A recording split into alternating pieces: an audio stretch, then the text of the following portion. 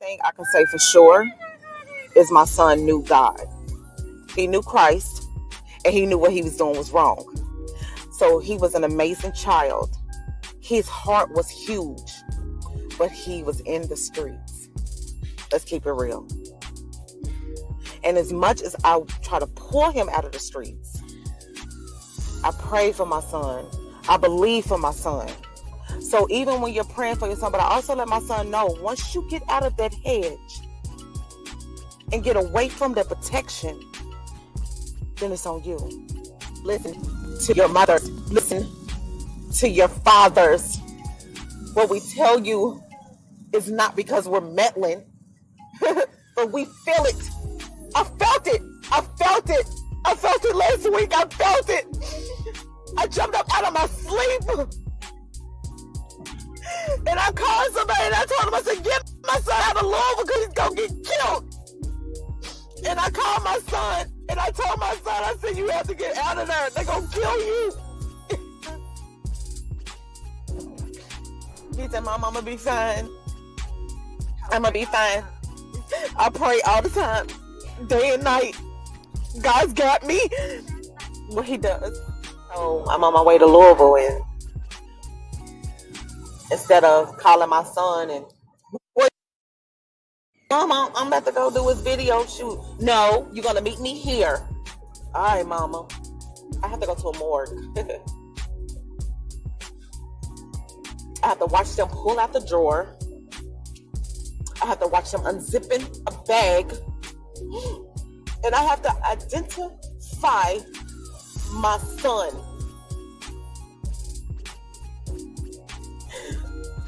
When y'all already knew his identity. My son is legend. He was then, and he is now. Mama, this is old. So whoever killed my baby on this afternoon, bright sunny day, I forgive you.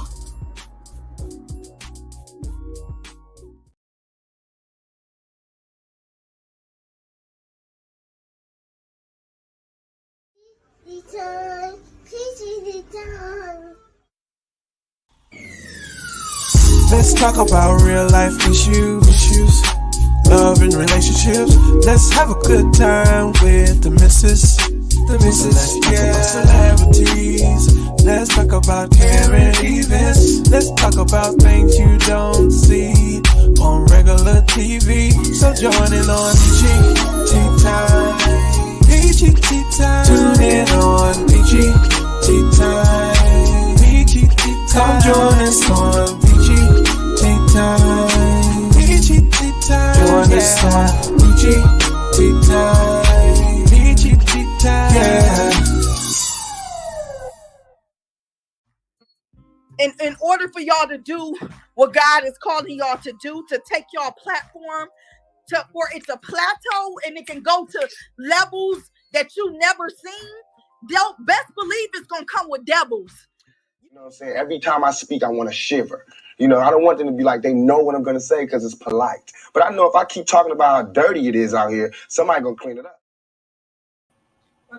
Hey, your girl gonna clean it up. That's who. It's gonna be me. Don't even worry about it.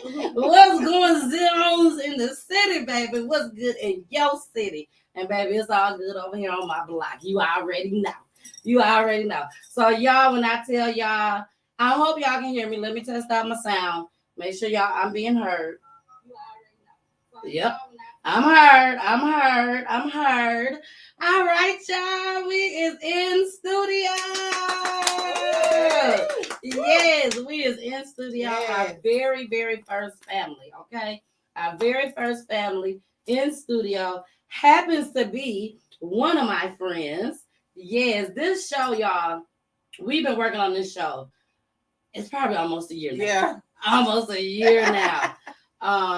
I am so honored to have this young lady here in studio, Miss Montoya and her family. Y'all not on yet. Oh. I'm gonna introduce them up. But first, I have to tell y'all how I met Montoya. I have to tell y'all. This lady just kept calling. She kept calling. Did it spill? It spill? Yeah. Okay, so this lady, she kept calling. She called me maybe 3 times. Okay, 3 times. The first time she called, she said, "I want to come on your show," and I'm like, "Okay," but I ain't ready yet. And I'm like, "Okay."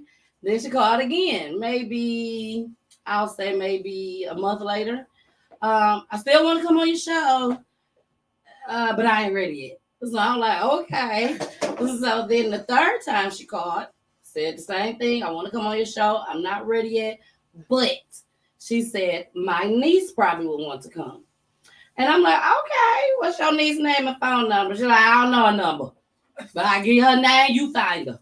I'm like, okay, I'm the research queen anyways. I find her. So I found Montoya, and I called Montoya, and Montoya did not sound happy to hear from me at first. I mean, Montoya was like, hello, who is this? I'm like, my name is Miss Peachy. Your auntie gave me your phone number. For what? I can't talk long. And I'm like, okay. But baby, when I tell y'all, I ended up talking to Montoya for 2 hours that night. First day ever meeting her. We ended up going to the gala where I spoke at. I know y'all remember that. I asked Montoya to come with me. That was my second time meeting her. First time I met her was at my anniversary party. Mm-hmm. At the anniversary party, I invited her to there. She came, and baby, we've been locked in ever since. And I remember Montoya said, I want to come on, but I want to do it face to face. And I'm like, I ain't in the studio no more. She said, don't worry about it. You'll get a studio. I ain't lying to y'all. She's like, don't worry about it. You'll get a studio. And baby, here we are. Here we are. Hallelujah. Nothing but God. Nothing but God. Montoya spoke into existence. And baby, I followed right behind her, speaking into existence. So here we are, y'all. We have a lot of new people watching. Thank y'all for joining. If you are at home and you have Roku TV, baby, download that app right now. Download Peachy Tea Time app. Time is spelled with a Y, and you can lay down and kick it and watch us on TV, baby. You can watch us on TV, but make sure you keep us on your device so you can comment, okay? Because we love the comments. I see y'all out there in the comments already. So I am going to do something a little different, okay? We got a show for y'all tonight. I'm not lying to y'all. We got a show for y'all tonight. I'm very excited for tonight. We are going to celebrate my new friend's son, Jonah Ware, who I wish I had the pleasure of meeting. But when I tell you, out of all the research that I have done, I feel like I know him. And I know he was definitely a good young man. And fine, may I add. Don't tell Pooh. But first, y'all, before we get started, I'm going to go ahead and play our fair usage. You know, I got to play that. After the fair usage, baby, we finna play my favorite song by Jonah, okay? My favorite video. And then we're going to get into Montoya's favorite video, too, later on in the show. But right now, we're going to play my favorite. So let's go ahead and get into this fair usage. And then next thing y'all will be hearing is Mr. Jonah Ware, baby. He might be in heaven right now, but he right here watching over us. I guarantee it. Here we go. Warning. Federal law allows citizens to reproduce, distribute, or exhibit portions of copyrighted motion pictures, videotapes, or video discs under certain circumstances without authorization of the copyright holder. This is called fair use and is allowed for purposes of criticism, news reporting, teaching, and parody, which doesn't infringe of copyright under 17 U.S.C. 107.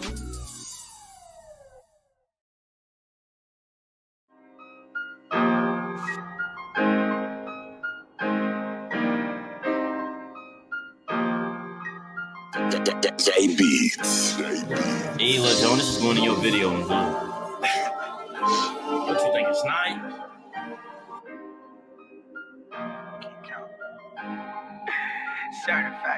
Yeah, I keep count. At fail on my team that I stay surrounded. What I'ma do with it, I ain't even think about it. I just got a new bag and you ain't get it how I got it. I'm right. I swear to God I had it came to this. Doing what I wanna, have my way with this. New band on my wristwatch. I got a new fan for my list hot. Thugs in my session, been praying to my Lord, but I don't never see a reverend. I keep it beef at honey, we don't never run and tell it. I've been ballin' since a young and the double and Mac 11. I can't ignore my posture, taking any chance I face. And I can never drop or keep it 2G for a lane. We put the past behind us and gon' do just what it take. And what they know is what we tell it, promise we won't say a thing. I'm right. Shotty tripper in the leg. I pray that bag is dropping, turn a Uber to a rave. It ain't too many lovers, we gon' do just what it taking. It's a jungle, no two raptors, we doing it anyway. I won't break. I keep count. At fail on my team that I stay surrounded. What I'ma do with it, I ain't even think about it. I just got a new bag and you ain't get it how I got it. I'm right. I swear to God I had it came to this. Doing what I wanna, have my way with this. New band on my wristwatch. I got a new fan, but my list hot. Bustin', walking out on tuck it. Ain't too many lovers, get right to it. How you bummin'? We too focused, no discussion. I came from nothing, bro on this third bid, doing time like it ain't nothing. I swear it ain't no feeling like feeling you mount to nothing. All right, y'all. We are back in the building, baby. We are back. They laughing at me already. Y'all already know. I told them, I said, don't be nervous. Because, baby, it is what it is. Y'all like that one for sure? So, if y'all want the full I am about to go ahead. She talking to the folks on live, y'all. She talking to the folks on live. The link but we are about to bring them up. Y'all ready for the family? Time on YouTube. Here they come. Hey! Let's go. Yeah. So first, let's introduce everybody. Let's start with Jimmy. All right. Okay. I'm Jimmy. You feel me? I'm well, Jimbo the Don to Jonah. You feel me? He gave me that name when we was a little younger. But you know, I'm Jimbo the Don. You know, I'm from Louisville, Kentucky, and Jonah was one of my closest friends. Yeah. All right. Next. Okay. My name's Mari. A lot of people call me Boss Mari. Boss, whatever flows off the tongue. Jonah was a close friend of mine as well. Very talented, very inspiring, very hardcore. His way or no way, you gotta get it one way or another. And last but not least, baby, Mama Bear is in the building, baby. Okay. Go ahead and tell who you are. Hello, hello, hello. I am Montoya. I am Jonah's mother. The biggest. Okay. I am his biggest fan. Yes. And I'm her. That's she is. All right now. All right. Well, again, welcome for coming on here to PTT Time. Thank you, Montoya, for trusting me with Jonah's story.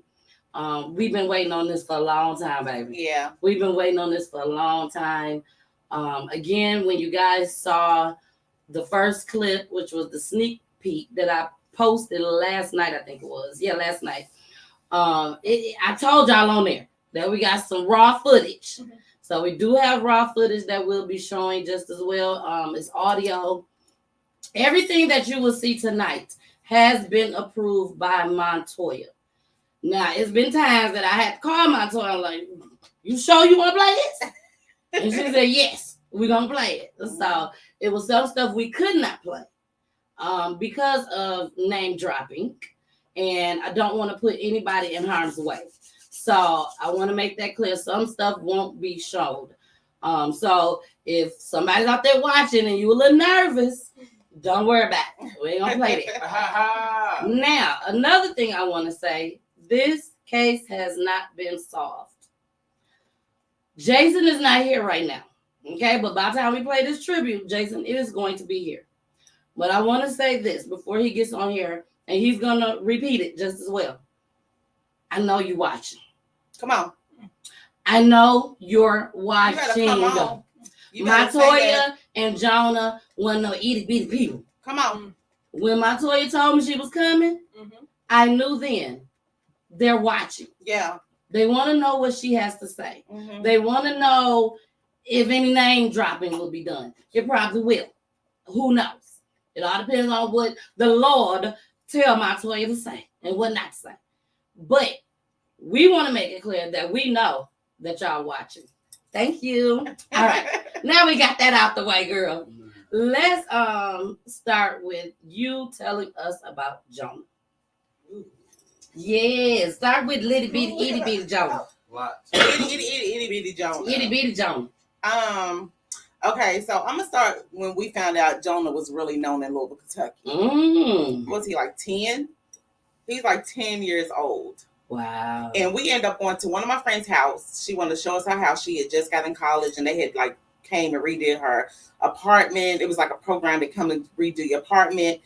And we going up the steps, and some little girl just like, oh my God, you Jonah's sister, you Jonah's mama. And my daughter was like, oh my God, they get on my nerves. And I was like, are they talking about Jonah? Like, why are they talking about my son like that? So I had no idea how big he was in Louisville, Kentucky. So they was going to Robin's Roost.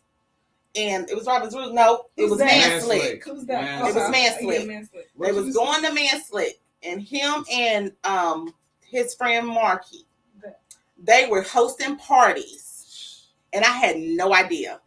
Crazy. They was hosting parties. I had no idea the biggest party. Jimmy said the biggest. I'm talking about wrapped around the building, down by the gas station, those kind of parties. And guess what? Wow. Throughout the whole line, they will walk straight in. Straight in. I'm talking about line wrapped around the corner. And how old was Jonah at this time? Like 10, 11, 12 Oh, in that Lord. range.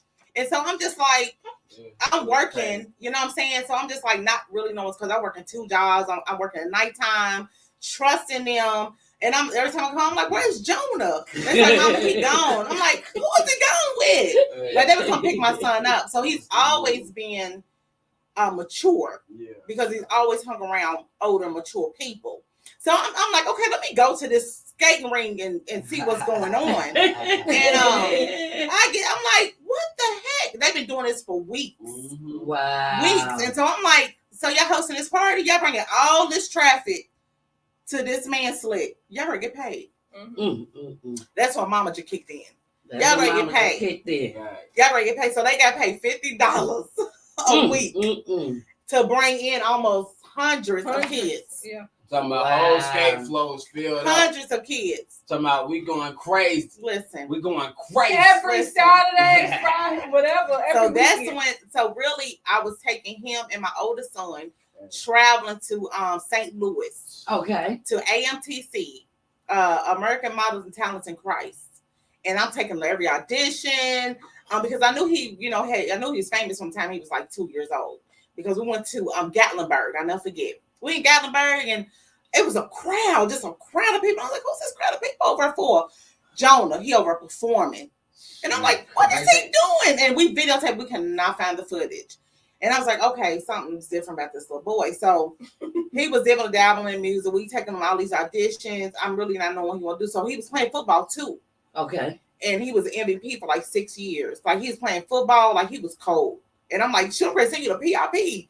You know what I'm saying? That's where you on football. They known for it. We gonna do this. School in Louisville. Great school. Yeah. Okay. That's like the High School Musical of Louisville. Yeah. Exactly. Okay. So PIP is one of the biggest schools in Louisville, Kentucky. Okay. And where, especially like in sports. So somebody definitely gonna get picked up. Somebody's definitely gonna get picked up. Angles. Everything. In all angles. Wow. So no, I'm skipping all over y'all, but his life is just so huge. So y'all gotta just keep up with me, okay? So when he was little, he was always intelligent. Like at 3 years old, you can talk to him and forget he's 3 years old. Like literally. Like one time I was doing hair because I did hair too, and I taught him how to feed himself in case I was busy. So one time I was doing hair and he comes in 1 year old. He comes in, and I put the sauces where he can reach them. He grabs the salsa, goes in the refrigerator, grab a hot dog, put it on the salsa, put it in the microwave. And he knew the 30-second button. So hit the 30-second button. The lady just sitting there like, and she was like, what the hell is going on here? She said, what did he just? And he took the plate out and went and ate. And she said, you got to be kidding me. I said, girl, he do his own thing. 3 years He do old. his own thing. He was so intelligent. But So when he got to all through middle school, he was performing. We went to Mazik. Shout out to Mazik. Sick. I couldn't get in there. Shout out to Mazik. Shout out. What's teacher's name? That did the performing arts. And I inboxed him too. In what school? Mazik. Mr. Rashad. And he knew Jonah. He saw the talent in Jonah. Jonah was performing. He was so popular. Like everybody knew Jonah. You know what I'm saying? Like we couldn't go to the grocery store. We couldn't go to the mall. One time me and my Teresa went to the store, we looked a hot mess. And everybody was like, can we take a picture? And she's like, oh my God. So she covered herself up. Like it was like that in Louisville, Kentucky. And so by the time he got to high school, he came home. He said, Mama, I'm excited about football because we're going to have us a football. I said, it's your ticket for us to get out of the ghetto. Football. Nothing about football. And he loved football, but he loved something bigger. Yeah. And so he came home. He's like, Mama, I want to be an artist. I want to be a rapper. I said, what? He said, I want to be I said, a rapper? He said, I said, you kidding me, Jonah? You got to be kidding me. And he's like, no, Mama, I love it. I want to be a rapper. And I'm like, oh my God. So I said, okay, you want to be a rapper? All right. No going outside. No riding the bike. You want to be a rapper? Let's do this. So they went to the studio, him and Michael. Went to the studio. They in the studio. They come home. Mom, I got a song. He played this song. They cussing in the song. I said, you not singing that? She cut that out. It's a rap. I said, Michael's 18. You not. She cut that out. You're not singing. You're not rapping. You're not cussing. And how old was Jonah at He was the like time? 15. Okay. Oh my God. So I just won't do it no more. I said, okay. And I just kept on cooking. Back to football you go. That's all it's on you. But let's back up. Before that, he was in plays. He did a play with Miss Sheila. Shout out to Miss Sheila. He did this play. It was Michael Jackson in that play. He had no idea who Michael Jackson was. I made him watch Michael Jackson for a whole day. You gonna learn these artists. He cried, but he killed that Michael Jackson. He killed that Michael Jackson. Jonah, after watching all the videos and, all the thousands of videos Montoya sent me, I can tell that Jonah was an entertainer. He was an entertainer. He was definitely a rapper, good at what he did, very talented. But when I saw him, I saw entertainer. Yes. Like he would dance, break it down, making up his own dances and everything. Did she get the film where we was in the projector room when we was at PRP doing the Dilo show that you sent me? I don't know. You know why she don't know? Right. Because she sent me 200,000 videos. Trust me, I know. And pictures all together. You know what? That's why she don't know y'all. He was a living show. When you spoke of the entertainment thing, it made me think when he was like, oh, Mama, don't do it. Okay. Yeah. Right. Yeah. If you find one of his Mazik trend TikToks, he was doing he was doing some trend that was going on at the time, and he kept it, man. And it went viral and everything. He said, jump out the window. Yeah. He was ready to jump off the window, and he said, yeah. He said, don't do it. Okay. Yeah. And then I'm gonna just say that because that might be on.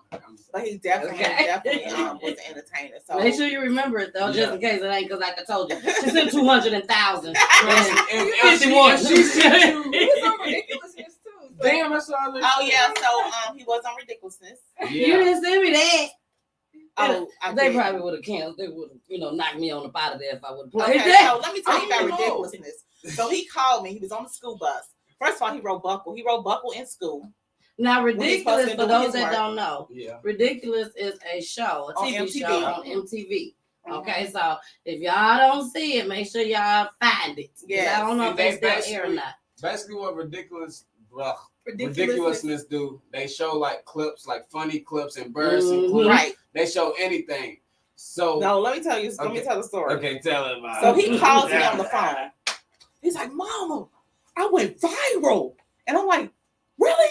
Your music went viral?" I said, "Oh my God." He said, "I'm going to send you the video." I'm like, "Okay." Grace sent me a video. I called him. I said, "Really, Jonah?" He's like, "Well," I said, "A crackhead, Jonah." A crackhead. He was acting like a crackhead. He was a white boy. What's his name? White boy something. he put powder on his face and he was a crackhead. Yeah, he put flour on his face. So I said, Jonah, what made you do that? And he said, well, shoot, this girl gave me some money to go to the vending machine and she ain't had what she wanted, so I saw powdered donuts. So he got the powdered donuts, put it all on his face, went in class, and he was like, hey, Mr. Mueller. Yeah. Where's the blow? And shout out to Mr. Mueller. He was so mad, girl. He couldn't go nowhere without somebody talking about Mr. Mueller. It was a rough year. Now, did you let him see Dave Chappelle?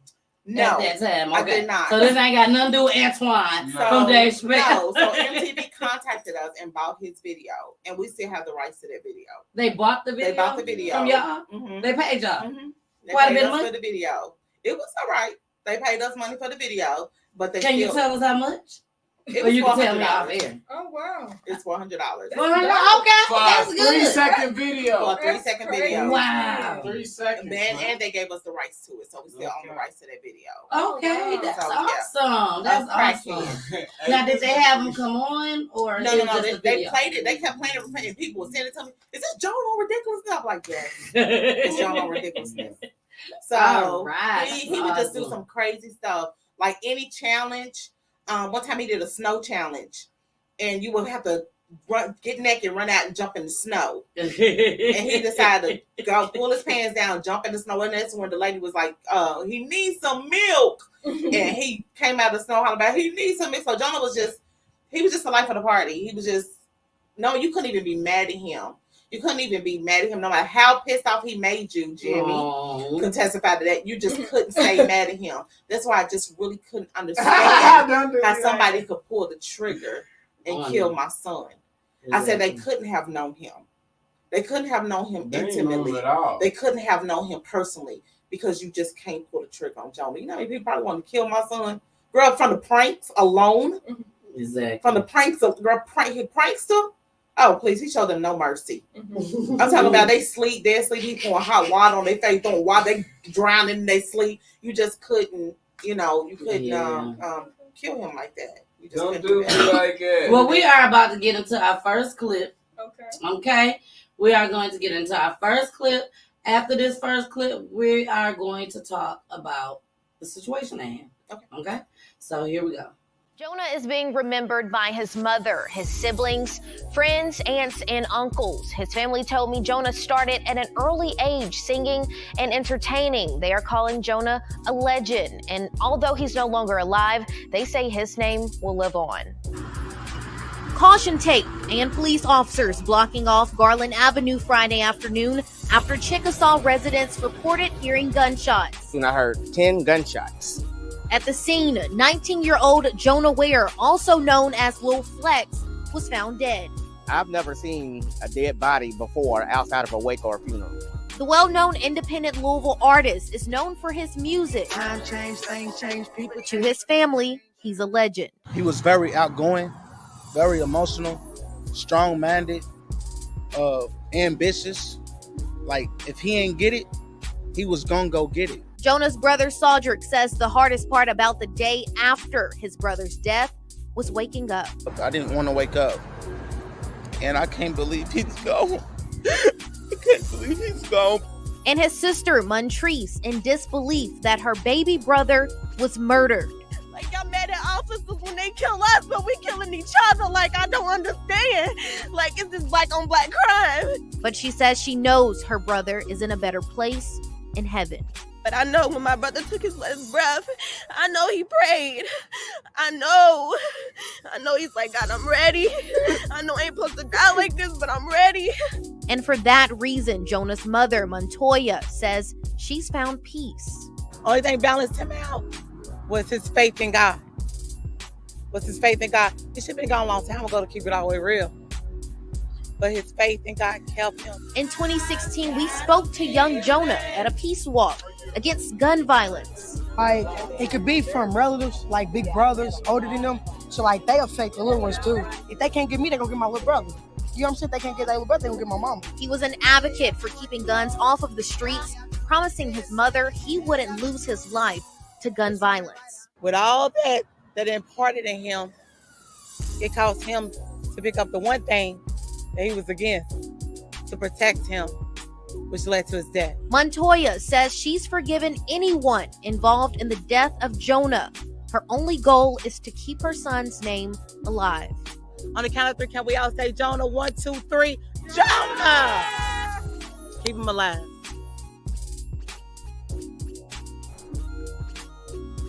Montoya says she has not heard from investigators yet. There's also a GoFundMe page for Jonah's funeral costs. We have that information on our page at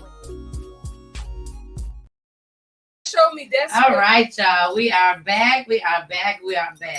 Now, for those that have never been in studio before, when we show a clip, sometimes we be kicking it behind the scenes. Yeah. Okay. So Jimmy said something that stood out to me just now that I definitely want you to share with everyone, which was he knew God. Yeah. So tell them what you just told us about that. So basically, it was around 2016, you know what I mean? And we had got a devastating phone call. You know, one of our very close friends, you know, younger friends, you know, Fat Daddy, Trevante Hurt.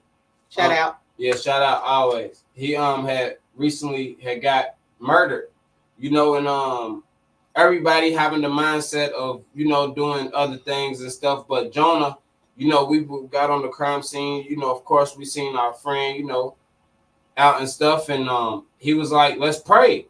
Like everybody's, you know, and he's like, let's pray. So basically we prayed right there. And that's when I decided to change my life. You know what and there was a bunch of y'all? It was like 13, 14 to like 40, 50 of us. Like, and he just said, come on, y'all, let's pray.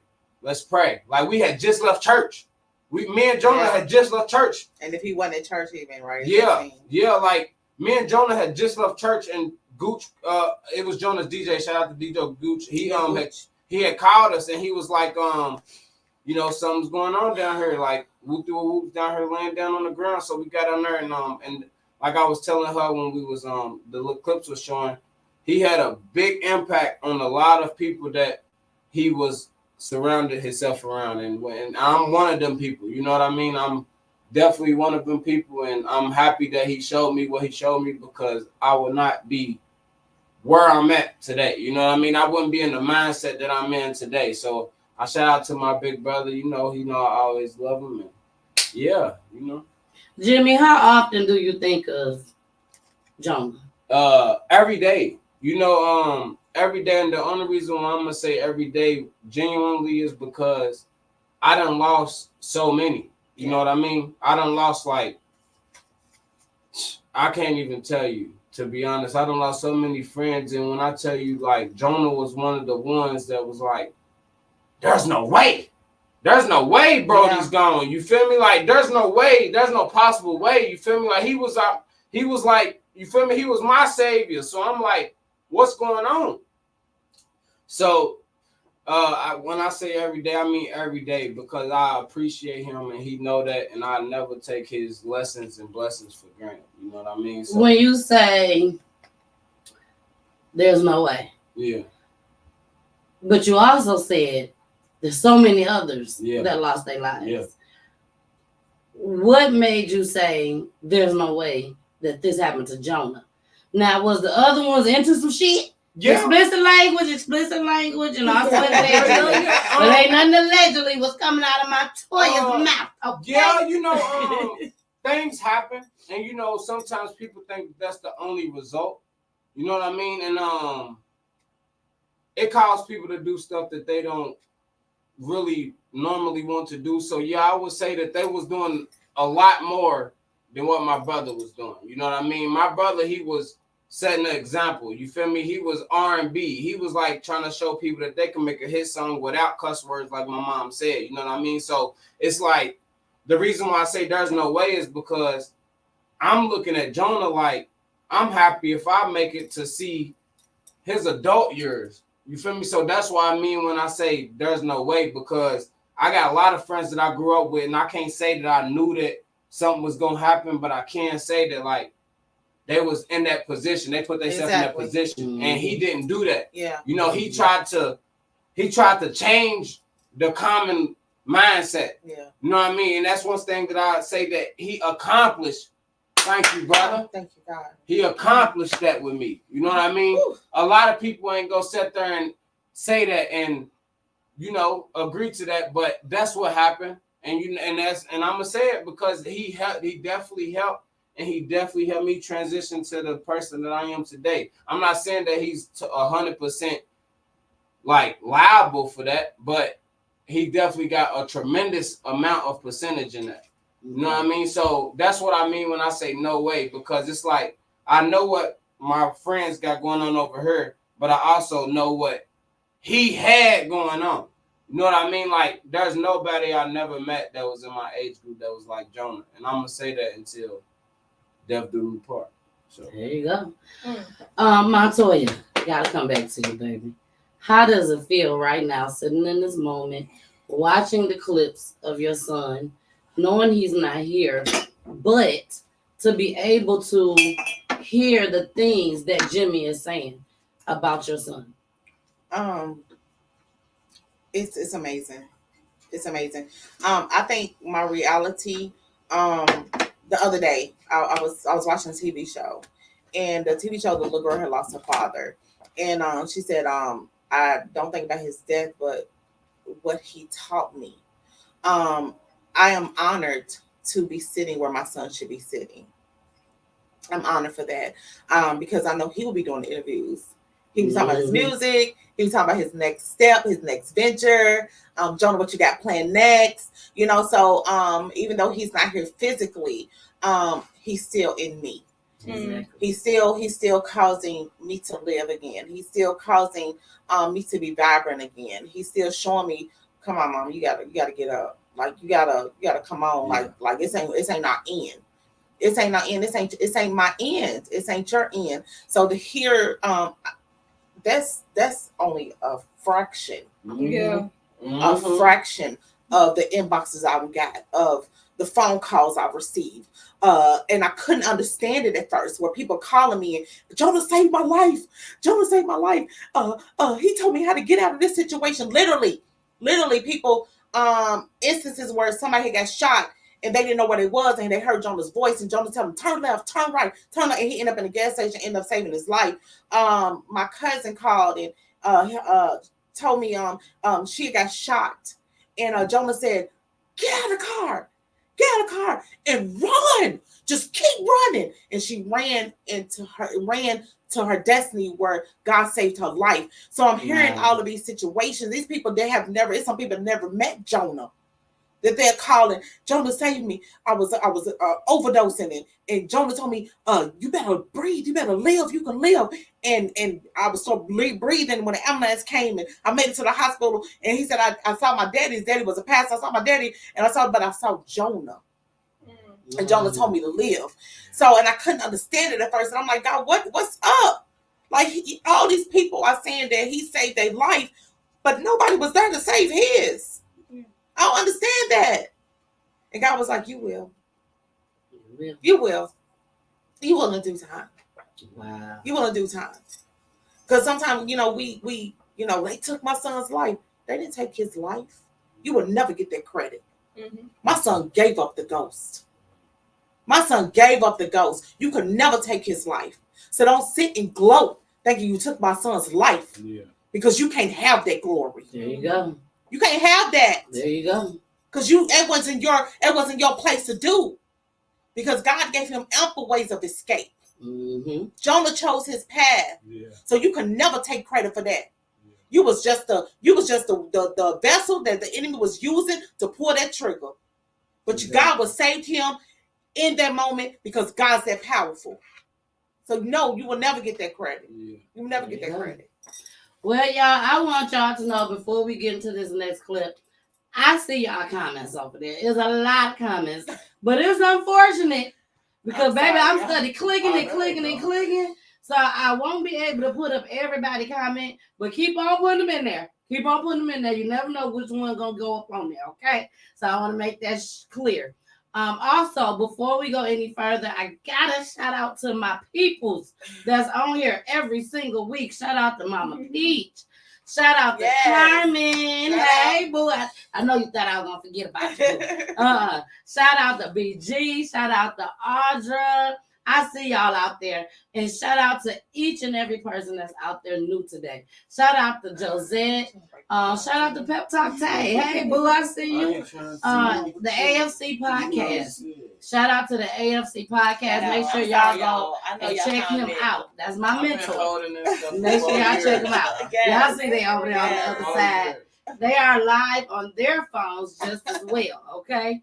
So they live on their phones, which is on the ring light. They're also watching on the TV just as well, baby. We doing it big. Doing it big. Biggest, baby. No, for real. Thank y'all. So we're going to get into the next clip. Now, when we get finished with this next clip, Montoya, I want you to let us know. Let's start from the day that it happened. Okay, the day that you found out. That's what we're going to start with. But let's go ahead and play this clip. Here we go. Friday, August 7th is when Montoya Ware's life changed forever. I lost it. I think I screamed for about 20 minutes.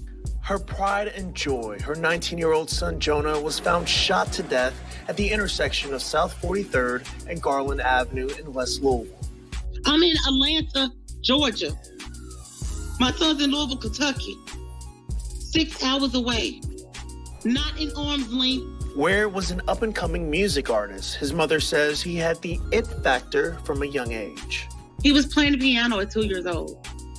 I'm talking about playing the piano. But his life was more than just rapping. He advocated against gun violence and sought to help those younger than him find a better way in life. It's one of the things his family remembers the most. I would come home some days from work and I'd be like, whose child is this? He's like, Mom, he just needs somewhere to feel safe. During this family's grieving process, they simply said they cannot allow this 19-year-old's legacy to die. It's what prompted the Jonah Ware Foundation. You want to change the world. That was his exact words. I want to change the world. The foundation ultimately wants to be a safe haven for children, providing them and their parents adequate resources from mentoring to life skills like how to fill out a job application. We're giving them that support that they need. We're giving the resources, not just to the children, but to the parents as well. We're making everybody accountable. Our foundation want to change the way that you think today. We want to reprogram their mindset. We want them to know that there is a love out here. That same love her son Jonah showed to his community. Shaquille Lord, WLKY News. No arrests have been made in Ware's case, but his mother believes police are... Here we go. Okay, so there was a clip that you guys saw. She told me to tell you about the day that I found out. Me and Jonah, we were kindred spirits. Like, we could literally feel each other. Like, I could feel when he done something wrong. I can feel when he was out of line. I could just feel him. Like, that was my best friend. That was my homie. That was my son. That was my everything. That day, usually I'll feel something. But like I said, God was giving us signs the whole week. From pastors reaching out to Jonah. He running into pastors. He running into people that's close to me in Louisville, Kentucky. My bro, Antonio, shout out to Antonio T. May. He was running into people, Flip, Mentor. He's running to people that God sent to him to warn him of the destruction that was about to take place. And he would call me, Mama, I ran into this person and look and woo. So before that, I called Jonah. I told Jonah, I said, Jonah, I need you to come home. I said, I need you to get out of Louisville, Kentucky. I said, they're going to kill you. No, Mama, I'm covered in the blood. It's all good. I'm covered in the blood. I said, okay, Jonah. So this morning, particular morning, I had did a video. I usually do motivational videos, and I did a video, and it was really motivating, like what I was about to experience.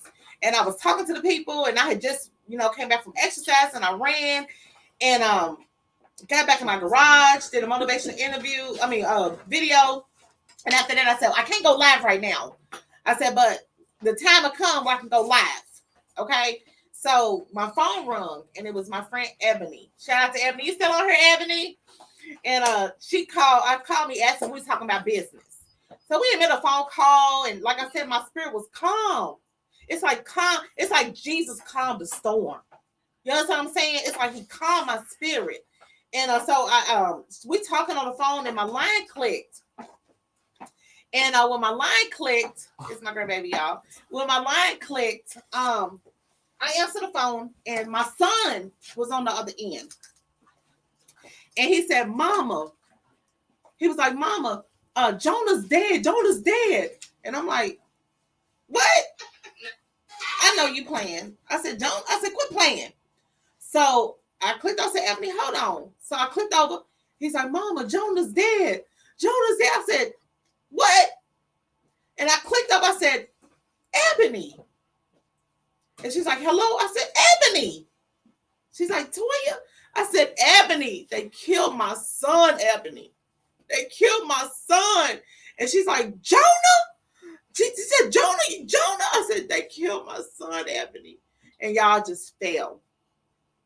So my daughter pulled in the driveway. "Is it true? Is it true?" By this time, y'all, I'm just like, mine just gone. So Ebony hung up. She said, "I'm on my way right now." And my son called back. He said, "Mama, my bad, my fault. He's on his way to Atlanta." But y'all, my spirit, it just wanted to check in my spirit. I knew my son was gone. I knew he was gone because it was August the 7th. His birthday was the 12th. He was on his way home that Friday to celebrate his birthday in Atlanta. So they killed him before he could get on the road to come to Atlanta. And I said, I just couldn't say nothing. So I called his other friend. I said, "Where's my son? Where's my son?" I said, "Where's my son?" And he's like, "Oh," he's screaming and crying. I said, "Where's my son?" Like nobody was there to protect my son, and instantly just this hardening. I could feel this hardening in my heart. And I walked outside. I'm just like zombie mode now. I walk outside and I just fall in it was like 80, it was 90 degrees here in Georgia. And if y'all in Georgia, y'all know 90 degrees like 110 degrees. Mm-hmm. And I just sat there and I was like, I just want to die. Mm-hmm. And it's so crazy because we had just texted the day before he got murdered. And I said, "Jonah, I feel like you're so far away from me." He's like, "No, mother." He sent this emoji. And that's why I got it tattooed on me and I put it in every post. And he was like, "No, mother, I'll never leave." He said, "No, I'm right there. I'm always going to be with you, mother." And I said, "Okay." I said, "But Jonah, I can't live without you." And he said, "You'll be okay." He said, "Yes, you can. Yes, you will." Not knowing God prepares you. He prepares you. So I know if a mother or father out there that has experienced this type of trauma, he showed me. And I knew. And God prepares. He's a preparer. Yeah. So he prepares you for devastating news that you never thought that you'd be prepared for. I never expected a phone call from my older son telling me my son was murdered in the streets. You know what I'm saying? So it's just something that you're not equipped to handle. It's something that you don't wake up and you expect, "Oh, I'm going to get a phone call today about my son being murdered." You know what I'm saying? That's a phone call that you never want. That's a phone call that I wouldn't even want my worst enemy to have. So the realization finally kicked in, and I'm like, they killed my baby. Exactly. They literally killed my baby. So people just start pouring in, and I'm just. I don't think I packed nothing. I don't even know what I threw in the bag. By the time I got to Louisville, Kentucky, I had absolutely nothing. So we get in the car, and we driving. Well, his friend was driving my car. And I'm sitting there and we tripping. My daughter's in the back seat. My grandbaby's in the back seat. And we literally tripping. We tripping. And my tree's like, I'm getting them. I'm getting them. As soon as I get to Louisville, Kentucky. And I'm just like, and I looked up in the sky. It was storming. It was 3 lightning bolts hitting the sky. And I sat there and all I heard God say was, "Go live." Are you playing right now? I know you playing, God. Go live. And I went live. And you went live.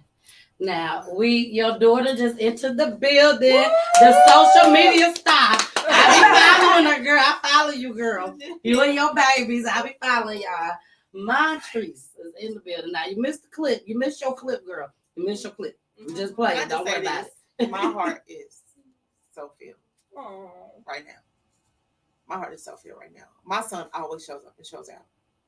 Regardless if he's not even on earth and showing out. I wasn't expecting this outcome. And it is it's amazing to me because he knew what his mama wanted. Yeah. And all he ever said was he want his mama straight. And even though I don't see, sometimes in my physical eye, I see that he's like, I want to make you gonna be straight. You good. You good. Yeah. Come on, mama. And you are. Montrese, tell us about your brother, girl. Your little brother. Now, we just saw the video clip. You were pissed. You were mad. You know, you were very upset. But tell us just a little bit about Jonah, some of the memories that you have of him. My little brother, I'm sorry. Oh, they watching on live. Don't pay nothing. He was a superstar. He was very loving, had a big heart. He cared a lot about, people. And his favorite thing to do was like tell people about God and like to change people. Memories we have. I was the mean sister. Nobody in her room. Yeah, I was the mean sister. I was the bully, but you was mean. Yes, I was really mean. I don't know. He used to really get on my nerves, but because he just always act like my daddy. Like he just thought he was my daddy. And I love that though. That meant like he loved me so much. That's what that means. He loves you so much. Now I'm grateful for that. But at the time, I really didn't cherish it. It was annoying. It was very annoying, but now I understand why he was that way. I really do miss him a lot. Yeah, I'm just glad, like in his last days and stuff, we were super close. Because he wasn't always close. And we got close like 2 years before his death. So I'm like grateful for that. And y'all probably was the typical brother and sister. Yeah. You know what I'm saying? Yeah. I'm having problems with my little ones right now. He really was. He had this aura about him. He scared everybody. He was this big, this small, and he scared everybody. I'm talking about I couldn't date. People scared him. We made a vow that y'all never be happy with. One time this guy was dating me. He pulled up playing a buckle. Jonah said, "Who is this nigga?" You know what I'm saying? Like he just nothing. He was like, "Mama, why'd you stay only dating you because of me?" Like he was like that. Like he didn't want us date nobody. He'll put you in your place. Like he'll put you in your place. He'll convict. He came with a conviction. He came with a conviction. You be like, "Hey, Jonah." He's like, "Mama, just tell the truth." Like one time I came in high, and I was like, "Okay, y'all, I'm going to bed." And I tried to hurt Mom. He said, "No, come here, beautiful. Come on, come on back." He said, "Man, look, she's suited." He said, "Mom, you had?" I was like, "Don't know." He said, "Mom, come on, be honest. God don't like it. Come on, be honest." And I'm like, this boy. And you know what I'm saying? He just had that he just carried that conviction with you. You know what I'm saying? Like, and one thing you did was you brought your kids up in the church. Oh, God, yeah. Oh, Lord, yeah. He, it was so... I'll let her tell you more, but he went to a haunted house one time. And I was like, "No, y'all don't go to the haunted house." I was like, "Fine, go. They went to the haunted house. They came in. He got on my nerves. Like he went to the house. He's going through the haunted house speaking in tongues. Speaking in the haunted house. And I'm like, even when I would whoop him, I'm like, "Jonah, pull you," because I'll pull their pants down. Yeah, no, shut up. This hold on. Hold on, no, shut up. I was like, "I don't care about you speaking in tongues. You still getting a whooping." You know what I'm saying? So he always put God first. He always put God he always carried his anointing oil everywhere. And he even came all the way from Louisville back to Georgia just to get anointing oil. And take it back to Louisville, Kentucky. He always carried his anointing oil with him. Anytime you could sit down and have a conversation with him, he'd be like, "Hold on." And that was his favorite. Like he always put God first. Why don't you can talk about that more? I've been raised up in church. And yeah. Look, my chick's like, "Oh, yeah, we went to church every Sunday. She ain't like that. She made sure went to church every Sunday. We couldn't miss no church. I'm grateful for that. We used to have Bible study and stuff. And he just always wanted to do that at night. You know, like I'm really praise together, stay together. She would be up to midnight praying and speaking in tongues, and Jonah would just come on and be like, "Hello," and she go again. I'm like, I know, bro. We gotta get up in 2 hours. But she would be like praying loud, crying, and just anointing us. Because as soon as we heard her walking around the house, anointing the house, we was next. Yeah. You already knew what was going down. And it wasn't just the immediate family. Anybody that stayed in that house. Had to get anointed. Yeah, anybody that stayed in that house had to go church, had to get anointed, had to feel that spirit. No cap. And that's probably why it was hard, Montoya, for you to understand, like, how did this happen? Yeah. You know, we were so into church and everything. And that goes back to the I don't know how. You feel me? When I was telling you I don't know how. Yeah. That's real life. Like, I really don't know how. Exactly. This is so crazy. From the time Jonah was able to understand me, I always told him he would not die by gunfire. We confessed that his whole entire life. That he would not die by gunfire. And when he died by gunfire, one of the reporters asked me, how can somebody who was a gun advocate die by guns? And and literally God broke it down in that moment. Jonah at that moment wasn't where he's supposed to be in. That's what I wanted to bring up just as well. You know what I'm saying? You know, not that he forgot about God, or that he didn't go to God, or that he still didn't know himself. He still did stuff on his own. Yeah. On his own. So when we do stuff on our own, it don't mean we don't love Jesus still. It don't mean that we don't still have the faith that God's gonna bring us back to the fold. It does not mean that God don't love us. Yeah. It does not mean that God has forgotten about us. It just means you're disobedient in this moment. Yeah. You know what I'm saying? So you're doing your own free will. Yeah. You're doing your own thing. You know what I'm saying? It don't make him not a believer. It don't make him, oh, I thought he was saved. He was. It still is. Mm-hmm. You know what I'm saying? So it didn't make him who he portrayed himself to be. Yeah. Exactly. You understand what I'm saying? It's just life throw you curveballs. Yeah. Yep. And he just happened to hit that curveball. Mm-hmm. And so and I want to dig down deep into that. You know, here on Peach Tea Time, you already know we dig down deep. On that first clip, the sneak peek that everybody has seen by now, you mentioned on there that Jonah was doing something he wasn't supposed to do. Yeah. Not only that, you also mentioned that it was like 2 or 3 guys that had passed away. Yeah.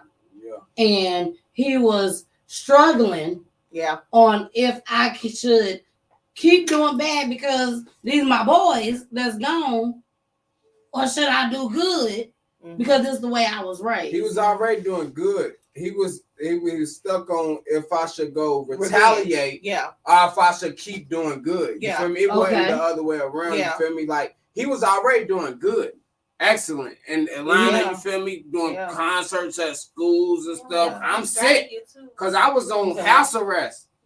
I was on house arrest when he was. I was on house arrest when he came down here, and he you know, and when I tell you he helped me so much. He kept me away from the law. He kept me away from trouble. He kept me away from the guns. You feel me? Like, all types of stuff. Even though, she's telling the truth. Like, she was mean. She didn't want nobody in her room. She didn't want nobody in her room. And when I tell you, bro, Jonah, like,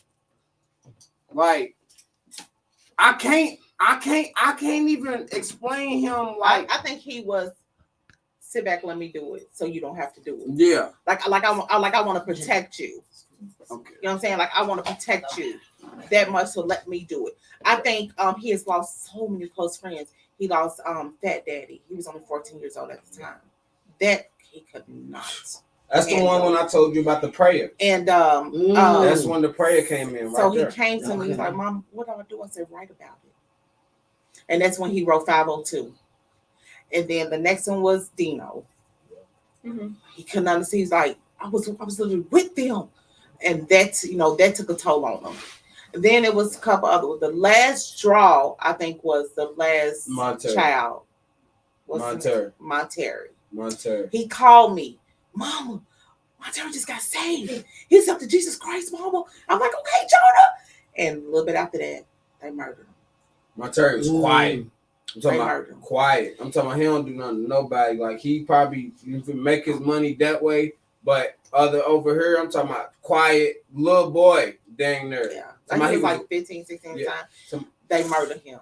And I think walking that to the store pushed him. Everybody has a point of no return. Yeah. Until, you know, you can find it back. But I was like, God, why wasn't I there to tell him right about it?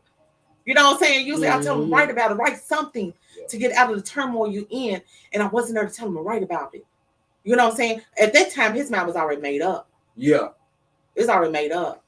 Okay, so what was some of the things that you were seeing? Go ahead. Like my brother had called me. I mean, you speak a little bit louder. Yeah, my brother had called me and he was like crying about it and stuff. And he was like, I'm trying to go back to God. Like he was trying to turn back to God. And he was like, it's so hard. I feel like I'm in between. And he was like telling me how he did minister to him and saved him and how he got murdered. And I was just like, Johnny, now you live by the gun, you're gonna die by the gun. Yeah. And that was like our last conversation. He was like, I know, Sissy, I love you so much. He was like, just pray for me. And I was like, I am. And we was both crying on FaceTime. And I remember at home, she raps with him like she's from the face. Oh, Turtle. No, Bon Bon. Yeah, Yeah. Von got it. Yeah, Von got it. She was on the call too. She was just watching us like cry to each other. And I was just like, just please come home. You know, everything's gonna be okay. And he was like, I'm gonna try my best. And that was kind of like our last conversation. That's when I meant his loyalty. He was loyal to his friends. Sometimes he was loyal too to the cause. Yeah, he was loyal to see change, no matter what it took. Yeah. That was his loyalty. Right. So he wasn't out here. He dabbled dabbled and stuff. Let's not get it twisted. Because I want to send you money. I want to make sure you're straight. So he was, like I said, he was always around older people who maybe sold weed or who maybe sold pills or who maybe got into guns, and so he became infatuated with it. You know what I'm saying? And he began to think that gun was his protection. This is my protection. This is what I'm gonna use to protect the people around me or who I love. I love you, brother. That's we got J.O. on there. Hey, shout out to J.O. man. That's one of Jonah's close friends. Yeah, he got his face tatted on his arm. J.O. said, I see your face every day tatted on my body. Yeah. That's what's up, J.O. That's what's up. He literally made an impact on everyone he came in contact with.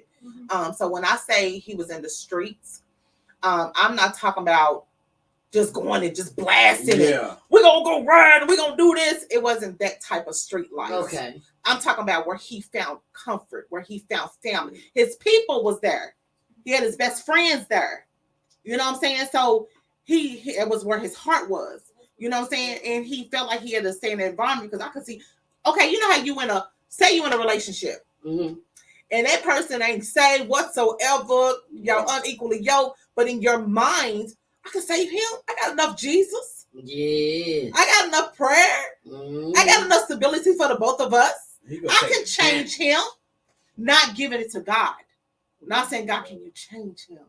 God, I want you to get his soul. Versus, I can save him. I can change him. I got enough Jesus in me to change him. You know what I'm saying? And that's where my son was. So when I say he became street, that's because that's the life they lived. So he became street. And that's the persona he took on. So when you become street feeds you a whole different mentality. Yeah. Well, if you carry this gun, you're gonna be protected. Yeah. I'm gonna give you this gun and can't nobody mess with you. So that it begins to change your mindset. It begins to change the way that you know that you was taught. Yeah. So I couldn't get mad at my son for that. I couldn't get mad at God for that, because I believe God is still the protector. That God is still the paraclete. That God still had to say so. Yeah. You understand what I'm saying? So Yeah. he became street, and that's what I meant when I said he became street. He became a product of his environment. Yeah. Let's go back. So you moved to Atlanta. You, Jonah, your daughter, and the kids. Me and Jonah first. So okay, you and Jonah first. Uh-huh. Y'all came. Jonah was in school here, He right? was in school in Augusta. In Augusta first, and then we transitioned here to Atlanta, and he ended up going to we was in Duluth. I cannot remember the name of the school in Duluth. I'm so sorry, Duluth. But he went to this big old high school girl, like something on TV. He was like, oh no, I cannot do this. Did he graduate here? He did not. He did not graduate. He didn't graduate at all. Okay, so when he decided, okay, I'm done with school, that's when he decided to go back to Louisville? No. He went to North Clayton. Yeah, no. Was about to be finished. And was like, nah, I'm going to pursue this. He was 18. I said, okay, Jonah, you 18. I said, but you almost finished. He said, Mom, I just don't want school. I don't like school. I don't want it. And at this time, he was definitely deep into the music career. Oh, definitely. Yeah. Definitely. Performing at all types of He school opened up events. for Jermaine Dupri. He opened up for Rap Game. Okay. He opened up for Ayo Teo. Is that their name? Yeah, Ayo and Teo. He It's opened a up dancer. for D-Lo. He opened up. He was shout out to DJ Lil Carl. He opened up presented a lot of things for Jonah to step into his destiny. Okay. Don't forget Salento. Salento. He opened up for a lot of big stars, and he took the show. Every time. He literally took over the show. Every time. Yeah. I'm talking about you ain't heard the audience how you heard them when Jonah was. Exactly. Wow. So yeah, he was definitely in his okay, so we moved to Georgia. He's like, Mom, wherever you go, I'll go. And that was my sidekick. And, I was sick. He was going back and forth from Louisville to Atlanta. And I think he would stay put in Atlanta if his friends would have came along. Yeah. Oh, okay. If his friends would have came along. But since they didn't come along, he was torn between Atlanta and Louisville, Kentucky. Okay. He was torn. And Jimmy was on his way. I just had a couple legal stuff going on that I couldn't get down here when I wanted to, but I was on my way. I'm talking about tremendously. I'm talking about trying to transfer my probation down here and everything. I was on it. You feel me? But then one friend came and left. Yeah. So he just felt like he was stuck between worlds. Really. Yeah, he was by himself. You know what I'm saying? Yeah, when I was 15 years old, my mom took me from Michigan and brought me here to Georgia.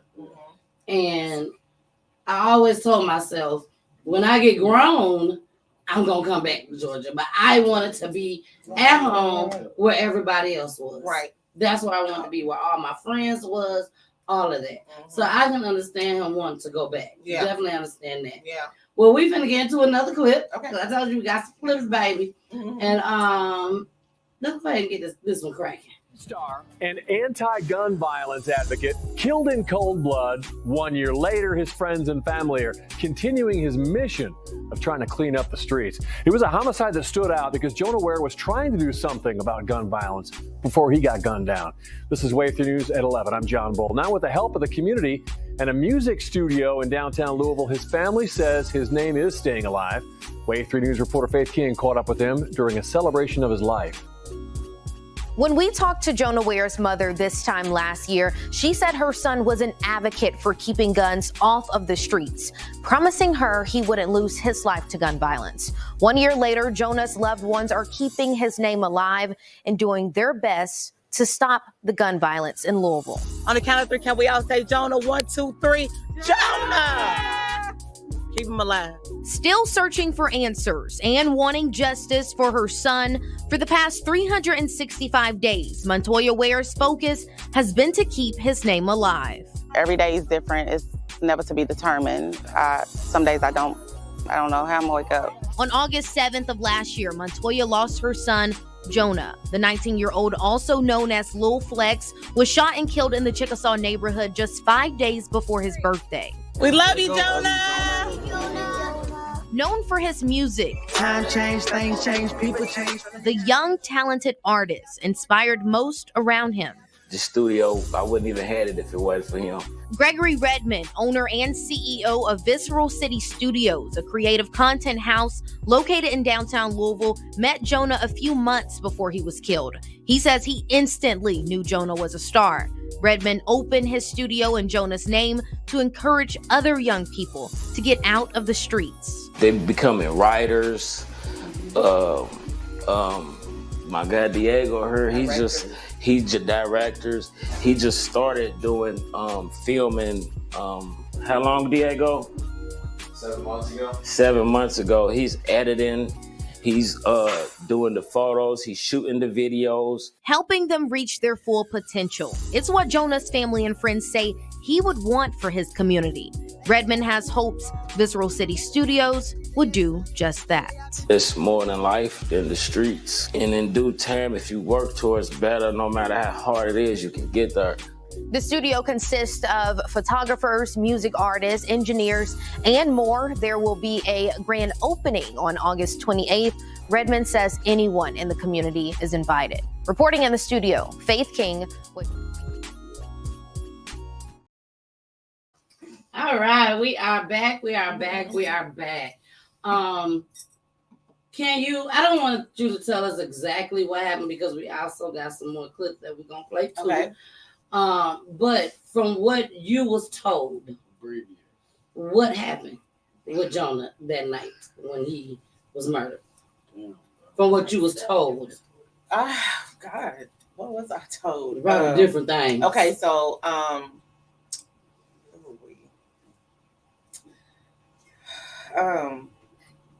my God, from the girl he was dating, at the time,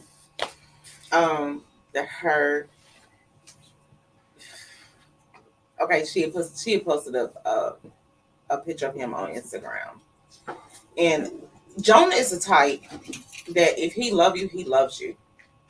No matter what flaw you have, no matter what you're got going on, he's gonna love you. And she posted a video of him, a picture of him, and said, "Come and get this insecure," which say insecure nigga. Insecure. Yeah, I posted a picture Of his back. And he was turned, so he didn't even know she took the picture. Yeah, it was his back. Somebody come and get this insecure nigga. And minutes later, my son was murdered. Minutes later, my son was murdered. So what was told to me was, he was at his video shoot. The last video shoot he did was the Chosen One. No, it was. No, it was way with this. No, when he's in the car.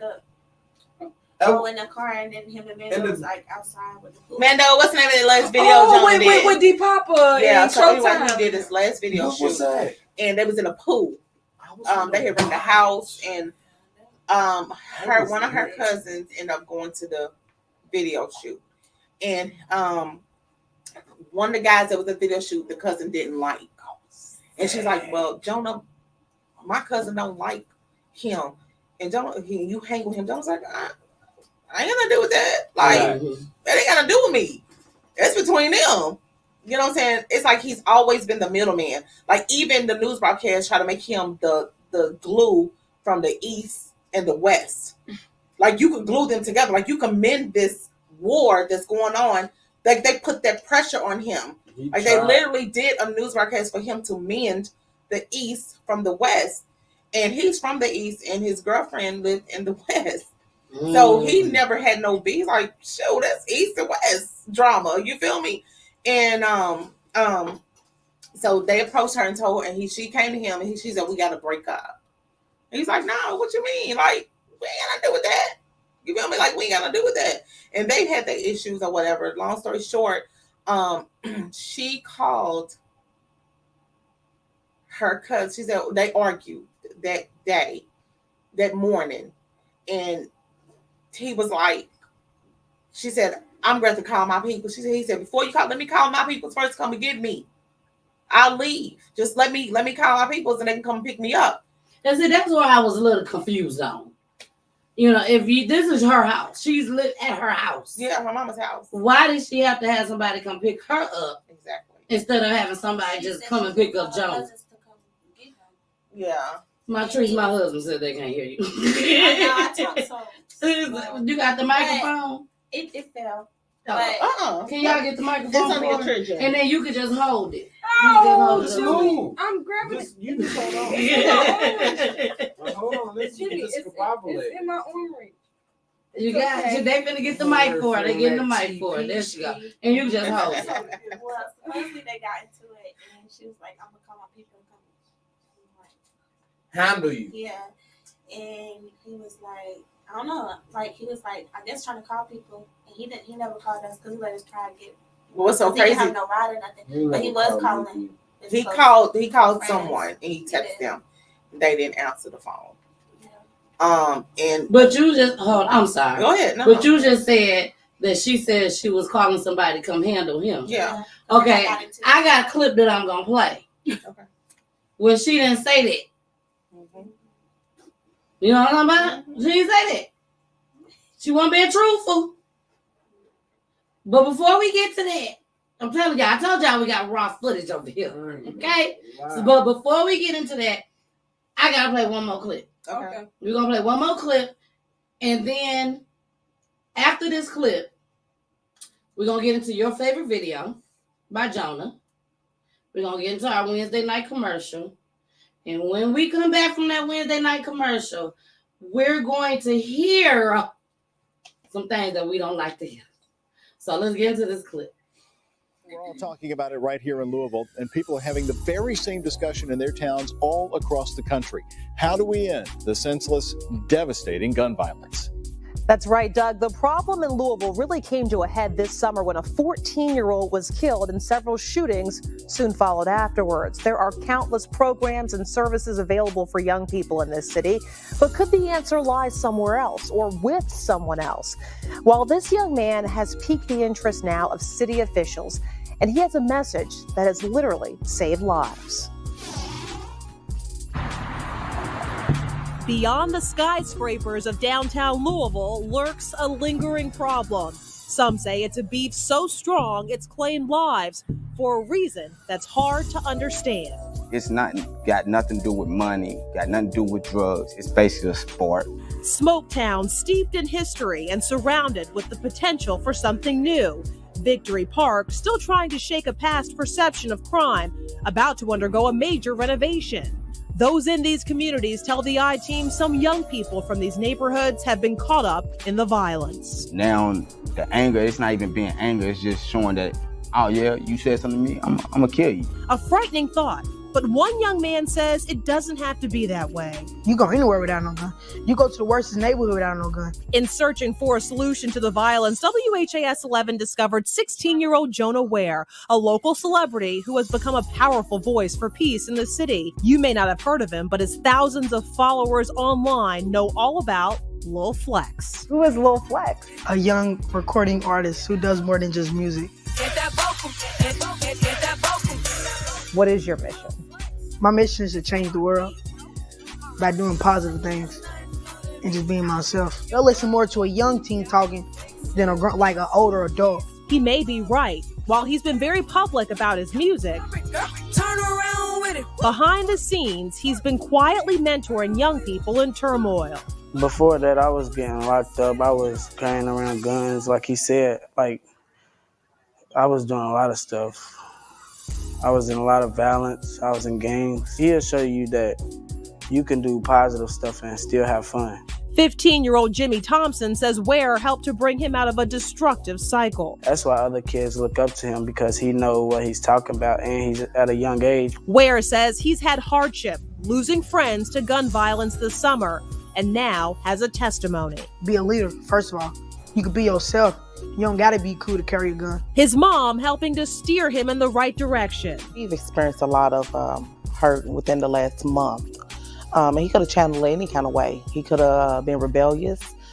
He could have, got into gangs. He gets inboxes of kids want to kill themselves, commit suicide. And if I'm watching your Instagram and I went on Instagram and you saved my life. In a city search for an answer, Louisville leaders didn't know about Ware until the I-Team got involved. We brought Ware to the attention of Louisville's Safe Neighborhoods Director, who works closely with anti-violence efforts in the community. You can't underestimate how powerful that is and how meaningful that is, and how that really is kind of that core sort of momentous kind of action that can make a huge difference. Possibly a domino effect. Like if I'm helping him, he gonna help somebody else.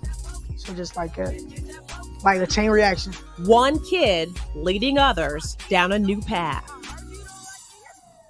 Even though his personality on stage really is larger than life, Ware doesn't like to be flashy when it comes to helping young people. He says it's just the right thing to do. Y'all, that's Jimmy. That's Jimmy. Jimmy made the damn news. Jimmy made the news. Give it up for Jimmy, y'all. Give it up. Look, Jimmy made the news news for some positive. Wait a minute. Jimmy girlfriend said, it's Mari, right? Mari. Mari said, wait, baby, I'm trying to see you on the notes. You don't get to watch it. Y'all, that was Jimmy. He made his debut. For some positive, though. For some finally. Yeah. We don't have my trees on I there. ever been on the news, man. Only time I was Don't worry about it. I'll send you. I don't even want to talk about the lady, but Shorty was sweaty. I'm talking about I smelt it. Hey, don't talk about it. Don't talk about it. But this was back in the day. The hygiene definitely We should are be on better. live. I'm just being honest, you feel me? I'm feeling good. You feeling good, y'all? I just gotta be truthful. Shorty was sweaty. Okay. Mari, calm down. Mari, calm down. But y'all, we are about to get into Montoya's favorite song and video. Okay. Now, Montoya, I got to ask, is this your favorite video? Because your ass in it. No, it's really not. Montoya made her debut. She was in a couple videos. I was in show off. Okay. That video right there, Listen, boy. but this video is really important to me because at the time, my son, let me tell you about my son. Lord have mercy. Real quick. My son, I walked in the house and I'm like, my whole house smelled like weed. The entire house. And I'm like, what is this? I said, y'all smell weed? And I was like, no, we don't smell. I said, my trees. I said, you smell weed? Because at the time, Rain's daddy, I said, is it weed? Does he have weed? She's like, no. I said, you don't smell that. I don't know if she's trying to take off for Jonah. I don't know what the plan was. So what did Montree say that again? What Montree Montree say? like, no, I don't smell nothing. I think she said it wrong. Now did Montree say, no, I didn't smell anything? No, Or did she she's say, like, no. smell anything? She's like, no. In her quiet voice. And I said, okay. I saw walk past Jonah's door and I'm like, I said, Jonah, you don't smell it? He's like, no, I don't smell nothing. I said, okay. So I go back downstairs and my friend came up and I said, am I tripping or do you smell weed? He said, yeah, I smell weed, man. And I'm like, okay, I know I'm not tripping. So I called Jonah downstairs. I said, Jonah, come here, Jonah. So he came downstairs and we had an op in the living room. I said, sit down. And I said, I just want you to know how proud of you I am. I said, you're a legend, right? And he was like, and he just broke down. And I'm like, what is he crying? I said, what's wrong? He said, hold on. And he goes upstairs, come out with all this weed. Oh my goodness. He has scaled it up, tied it up, ready to sell it. And I said, what? He said, I'm sorry, Mom. I'm just tired of seeing you hurt. I'm tired of seeing you cry at night. I'm tired of seeing you struggle. He said, I took my last and I said, who'd you get this weed from? He said, I promise you won't call him and you won't say nothing to him. I said, I'm not gonna promise you that. I said, who'd you get this weed from? So he told me who he got the weed from. I said, are you serious right now? And he was like, Mom, I'm sorry, I'll take it all back. And he took it all back. He said, I don't even want my money back. I said, he probably don't give it to you no way. and there was a way from coming from getting that, he lost $400. And he said, Mama, it's just my punishment. Like, I got to take it. God, I'm sorry. He said, Mama, I don't know what to do. I said, write about it.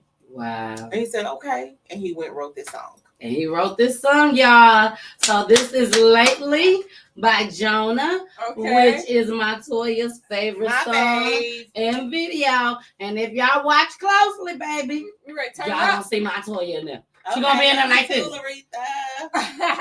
Oh, not on the knees. That's my song. That's what she gonna be on there like. So make sure y'all watch. And not because I'm in it, y'all.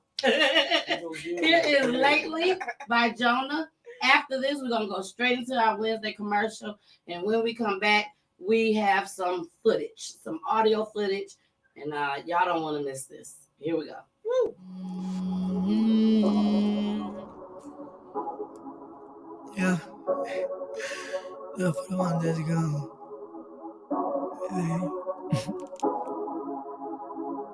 Lately I've been working hard. Lately I've been reminiscing. Lately I've been doing wrong. It's only right I made it. Got me a check, yeah, I did it. Serving them hits, yeah, I did it. Bought me a bag, yeah, I did it. Moving it quick, yeah, I did it. Lately, I've been working hard. Lately, I've been reminiscing. Lately, I've been doing wrong. It's only right, I made it. Playing your heart, yeah, I did it. Doing you wrong, yeah, I did it. Working hard for your love, yeah. Lately, I've been working hard. Lately, I've been reminiscing. Lately, I've been doing wrong. It's only right, I made it, y'all. Cut me a check, I'ma flip it. Working bread, we never tripping. We stock it up with no limits. Got me a grand, so I did it. Look. Time change, things change, people change, feeling change. The old you, your old ways, your new ways. I took your heart, yeah, I know it. We going through it, I know it. I cherish your love, I adore it. But we ain't came far, just keeping it real. I'm being true, feeling you broke, do you know how it feel? Knowing that my mama need help paying bills. I started scaling, she had no idea. Buying these zips, knocking them off, messing with big bucks, talking big dogs. Had a couple OGs try to put me on, but real G's show me what to do and what I'm doing wrong. Mama, you my dog. Switching lanes, yeah, we ball. Stay true to the game, and you never change, baby, you deserve it all. Yeah. Facing life, my bro gone. Yeah, this one really hit home. For the hood, I stay strong. Do it for the hood, and the one's gone. Lately, I've been working hard. Lately, I've been reminiscing. Lately, I've been doing wrong. It's only right, I made it. Got me a check, yeah, I did it. Serving them hits, yeah, I did it. Bought me a bag, yeah, I did it. Moving it quick, yeah, I did it. Lately, I've been working hard. Lately, I've been reminiscing. Lately, I've been doing wrong. It's only right, I made it. Playing your heart, yeah, I did it. Doing you wrong, yeah, I did it. Working hard for your love, yeah. Lately, I've been working hard.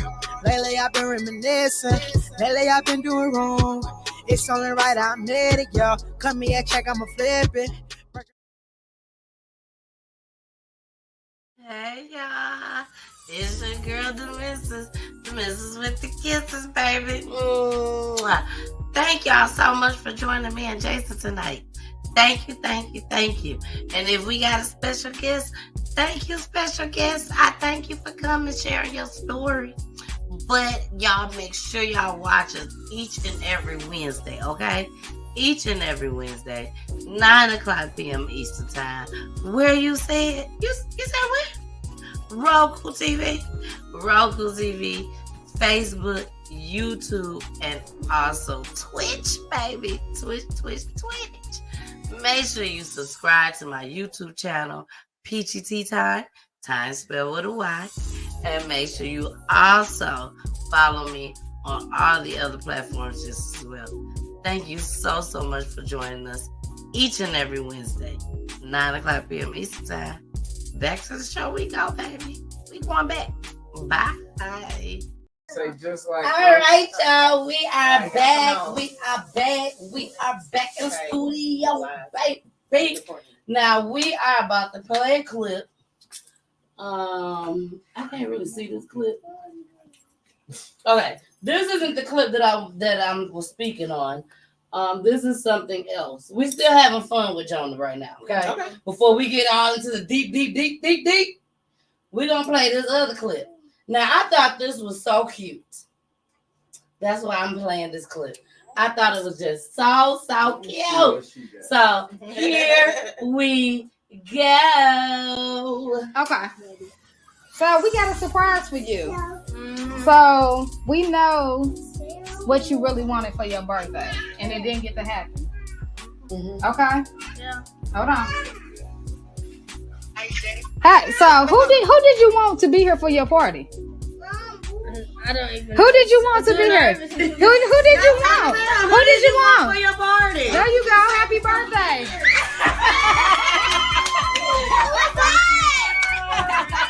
Come on, it's time to sing it. Yeah. Come on.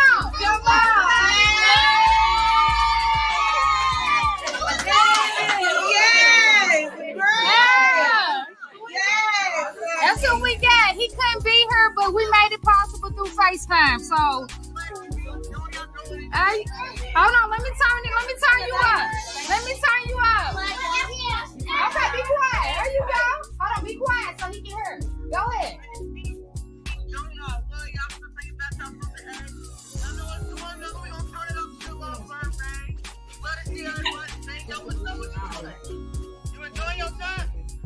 Look at us.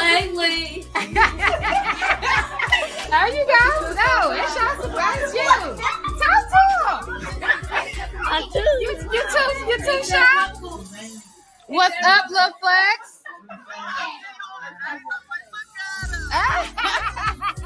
You are crazy. Here. There you go. Get you a hold on. Get you a screenshot. Hold on. We're gonna screenshot one time. 1, 2. Hold on. Oh shit. Hold on. Bree, screenshot it. Hold on. Turn it back on and screenshot it. Hold on. Get back He's to a it. word fake. Okay, screenshot it. Hold on. Go ahead. Screenshot action. Okay, I There you go. All right, y'all. We are back. Right now, I just want to show y'all, just a couple clips that y'all can see a good side of Jonah, which no matter when you see him, you're going to see a good side of him. But that right there was to show you guys that he was a superstar, baby. Yeah. Everybody knew him. And y'all just saw how that little girl acted. But wait till you see this one right here. Here we go. He came out from Thanksgiving. What you say? You got a what? Girlfriend. Where's she at? She's at the club. You lying to me? Huh? I ain't gonna tell nobody. Boy, it's funny. Yes. Yeah. They got boy, I get 2 for a fool. I get 2. It's in the hot boy and the Trying to take his time getting in class. Look at him. Always trying to talk to a girl. Cab up her skipping class trying to get late. And he's late. Look at what. I caught him early trying to skip. Yeah, y'all. Look at my boy. What's up, bro? Skis, is your birthday today? Oh, yeah. Happy birthday, my boy. I got you some cash after Christmas. Pops is yoke right now, all right? I love you, my boy. I gotta go to class. I love you too, man. Don't kiss me. I love you. Get out of me. Get out of me. Move, Kevin. Get off of me. Kevin, I'm not playing with you. Back at the Kevin. Get out. Hey, what? I love you, Kevin, boy. Love you too, bro. I love that. It's like he didn't discriminate. He didn't care what you had going on. You show love for me, I'm going to show love for you. Yeah. You know what I'm saying? And that's what I got out of that clip. He was not judgmental at all. Yes. Fat, skinny, And they loved tall, him. short. Shit. Even if you did something to him, he just Disabled, wasn't advanced. Like, I mean, he never watered down nobody's dreams. Oh no. He started out as a rapper, and all his friends around. He just never was like, he was unselfish. That's what it sounds like. He Just was very unselfish. He no matter if y'all doing the same thing, he'll praise you more than himself. Yeah. He was what you would call prefer others before yourself. Yeah. That was Jonah. Preferring others before himself. I tried to rap. And he helped me with my name. Well, that's where Jimbo the Don came from. And he would encourage you. Yeah, I quickly found out that was not my path in life. I could sing because of the choir, but he had me sing these Chris Brown songs, and I couldn't hit the notes right. He was like, yeah, stay where you. You're basically like, keep heading towards where you want to go. Don't try to come over here, basically. And I stay in my lane because I knew it wasn't for me, but I tried because I sung one of his songs and he liked how I was singing it. So we was in his room. Well, I'm gonna say our room because I was there too. When we was in the room and he was just like, sing this Chris Brown song right here, and then if you hit it how I want you to, I'll put you on my next song. Man, I tried to sing this song. I sounded crazy. I'm talking about voice cracking in every direction. He's like, so he kind of pushed me out. He pushed you out. That's what my artist years kind of went to. It was a rap. Oh yeah. Even when he just saw the star quality, even when you didn't think he was a star, he saw the star quality. He pulled it out of you. Or he'll send it to me. Go to my mom. My mama help you. And I'm like, what? No. You know what I'm saying? Montoya, you can sing? She break free right there. I encourage her. Yeah, look, because I was just about to say sing us another right quick. She is the best teacher / manager though. Like I used to watch it firsthand. Like she did not play. No, mama or not. A manager come in, it's over with. Like you ain't gonna hear no more of that mama this, mama that. Boy, it's manager. But he taught me humbleness. I remember he opened up for rap game. Okay. And we was at the Palace. Mm-hmm. And I said, where's he supposed to change? They did not give him a dressing room. He was not able to even talk to none of the rap game participants, artists. Mm-hmm. He wasn't in. So when Jonah said, where you got to change it? He said, the bathroom. I said, who's making you change in the bathroom? So I said, now hold up. So I'm getting up. He's like, mama. He said, mama, come on. He's like, don't act like that. He was like, no, seriously. He was like, Lisa, mama, I get to be on stage. He said, I get to be on stage. He said, it's okay if I change in the bathroom. I'll change in the bathroom, mama. Humble. He said, it's okay. He said, mommy, come on, don't do this. I said, all right. And I just sat there. Okay, so for those that don't know, at that moment, Jonah was basically saying, mama, don't act the fool. Basically. Don't make them tell me that I got to go. Exactly. Whatever they want me to do, I will do. Exactly. And if it's something that's too bad, I know you're going to run up in here and make sure it ain't going to go down. He stole the show. He literally stole the show. Mm-hmm. He changed in the bathroom. They wouldn't let him do the meet and greet. He had his own meet and greet. His line was longer than their line. Wow. He was on Bow Wow's live. Bow Wow was on live with him, talking to him, interviewing him. All of it, yeah. Jonah was on his way, y'all. Yeah. Jonah was already there. He was there. He was there. You know what I'm saying? He was there. He just probably just needed that one person. Yeah. That one person to make him nationwide to where everybody knew him. You know what I'm saying? I just want to put him in anybody's hands, man. There you go. He just want to do it. Now we finna go ahead and switch up the vibe a little bit. I know, yeah. Look, Jimmy over there like, hey, do we got to? Yes, we got to. Okay. So we finna play an audio clip. This is one of our raw footages, you guys. And make sure y'all stay tuned for the tribute. The tribute is coming up very, very soon, and you don't want to miss the tribute. If the Killers is out there watching, you don't want to miss the tribute. Make sure you stick around. Montoya know me already. You know, we probably knew each other for almost a year now, but she know me very well. I don't hold nothing back. So, Killers, stick around. Stick around for the tribute. Pillow talkers, stick around for the tribute. That's what I'm talking. All right. Well, this is an audio clip that we have, and I'm going to go ahead and play this now. Okay. And here we go. No, this way. No, Montoya. No, I don't think it's good for you to come back here. Wow. Where was he gonna go? Where were we at? Where are we at? Out there in the front shoot, and Jonah took off back this way. Where was he gonna fucking go? Where are we even at? What is this? Go. That's in my backyard right there. Where was he fucking go? Oh my God! No! Sweet Jesus! Oh my God! Oh my God! Oh my God! Oh my God! Back there. This is where he was. Jesus.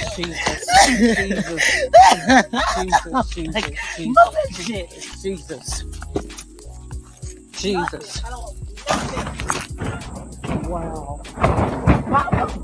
Mama. Get rid of that shit. Wow. Get rid of that shit. I don't know who put this here. Get rid of that shit. There's no way it will be remembered. Get this shit away from over there. Wow. Want me popping? Move that shit. Wow. Move that shit. This is where he was. Right here. Right, I guess right here where they put the because they didn't let me back here. I can't believe it. I have went on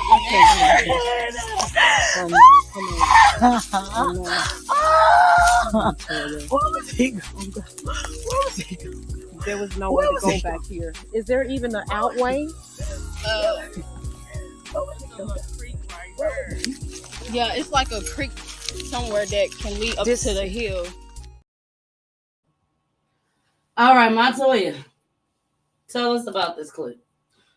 So that clip, I think I've been in town a couple of. Hold up, I'm sorry. That's okay. I have to make it clear. Montoya knows these clips. She told me that it was okay to play these clips because she wants to spread the awareness. She wants to let everybody know what goes on in the midst, in the moment of things happening. So go ahead, Montoya. Let us know what was going on in this clip. And we got another one too, but let us know what was going on in this particular clip that you just heard. So what was going on in this clip was me trying to figure out what happened to my child. Where was you at? I was at the girlfriend's house. I was at the girlfriend's house where he was murdered. Okay, hold on. So did you come to that spot when you left Atlanta? No. You came straight there? No. Okay, tell me. I was at How the did hotel. you get to this spot? I wanted to meet her. I called her and I had to go get his stuff. She had his stuff packed. This was the same night? This was next day, maybe. The next when day. we got in town. And I told her I would call her when I got in town so I could come and get his stuff. She had his stuff packed. They had argued and she packed up his stuff. And she packed up his stuff, so I was coming to get his stuff, his belongings. And so we driving down the street, we trying to find her house, and before we get to the house, I could feel it. And I was like, this house is coming up. I could feel him. Like I could literally feel my son pulling me to this house. We had no idea what the house was. And I said, this is the house. Like, and she's like, oh my God, this is the house. Like I felt it. Like I knew that's where he was murdered. And so when I got to the house, I know who did the balloon. It was like balloons and arranged, somebody had came and made a memorial. Mm-hmm. And they didn't mean that. When I found out who it was, they didn't mean no harm. But at the time, I wasn't no, I don't want nothing right here at their house. So when I knock on the door, I walk in, his bag is sitting there. It's all packed. You know what I'm saying? Mm-hmm. And I said, I'm like, his bag is packed. And I said, where was he shot? Where did he go? Now, my son ain't gonna go nowhere to where he can't get out of no situation. You know what I'm saying? Mm-hmm. And I know my son. He's not gonna go in that cut to not have nowhere to run. That ain't his mindset. You know what I'm saying? And so I was like, what happened? What is it? So when she led me there, when we walked back there, mosquitoes was tearing us up. Right. And instantly all I saw, these mosquitoes tearing my baby up back here. Like he literally had nowhere to run. You know what I'm saying? But where he dropped, it wasn't like he had a plan to run that way. You know what I'm saying? He was dropped there, And so when I'm trying to ask her what happened, they was trying to give me their story, their version. You know what I'm saying? Which didn't make no sense to me. Mark. So I just didn't agree with that version of the story they was trying to tell me. That he ran that way. He just wouldn't trap himself like that. Not when he had his friend's grandmother up the street. He had his grandmama down the street. He was in a vicinity of But family. in the midst of, because you don't know what happened, to be honest. I know. Montrese, you don't know what happened. We was not there. You wasn't there. You wasn't there. I wasn't there.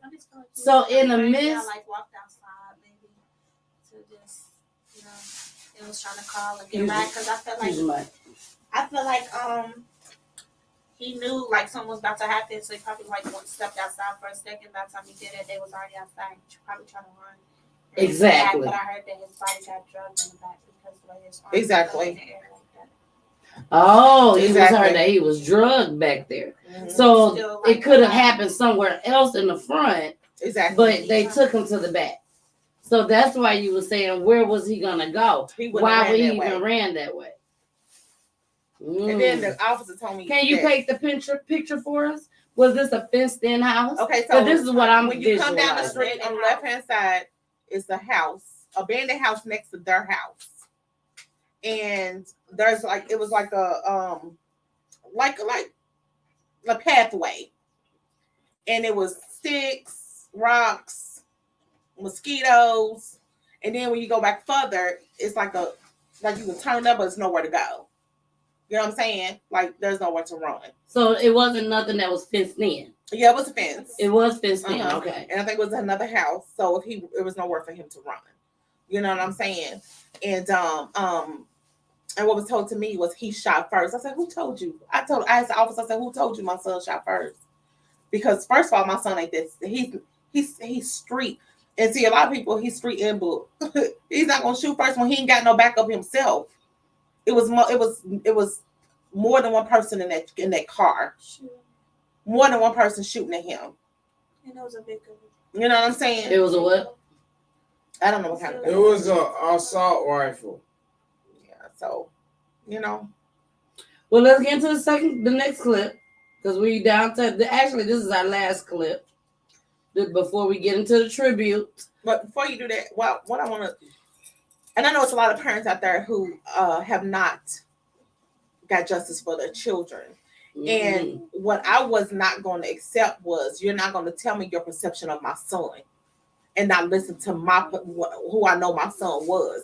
So you telling me you already had your mind made up of who my son was before you begin to solve this case. The police you're talking about. The police. So a lot of times these police already have their mind made up. I said, you're not going to throw him on their desk like he's just another number in the street.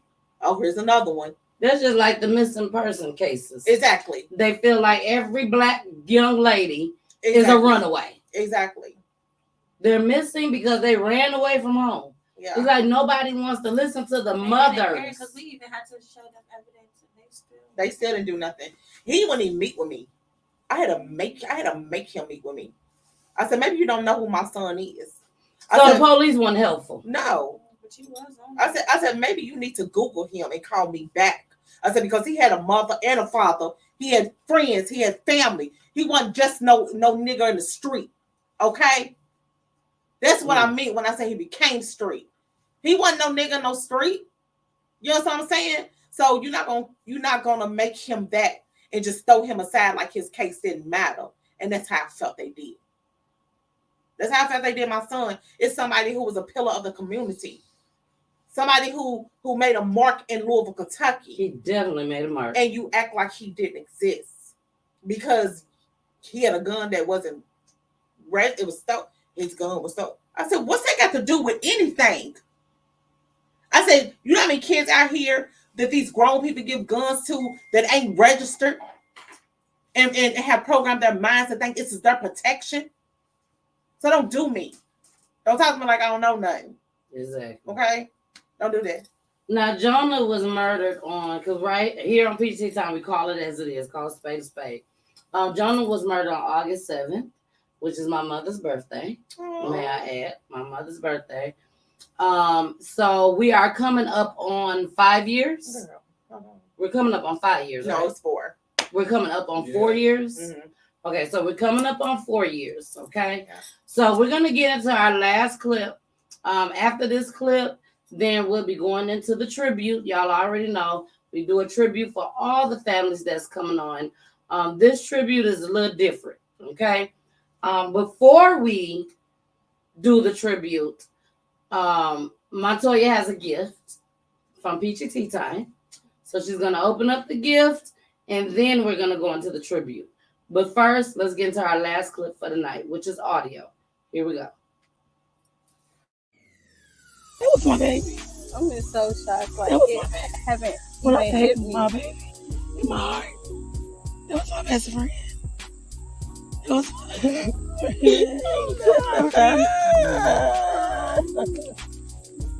That's not like I don't know what I'm gonna do. I swear I do. Anyway, friends had to happen to your son. I'm like I can't hold on. Like I can't. All of this was supposed to go fine. I have no motive to set Jonah up. I don't have no motive to bring niggas to my house that he did not fuck with. I have no motive to do anything to him in harm's way. I swear I didn't. When I got into it, I didn't even want him to go out I and would do say, the well, Jonah's stuff not that he coming over here did. tonight. Because you keep disrespecting me, he's not coming over here. And then he would ask me, can I come over? I said, go on and go on back in that room.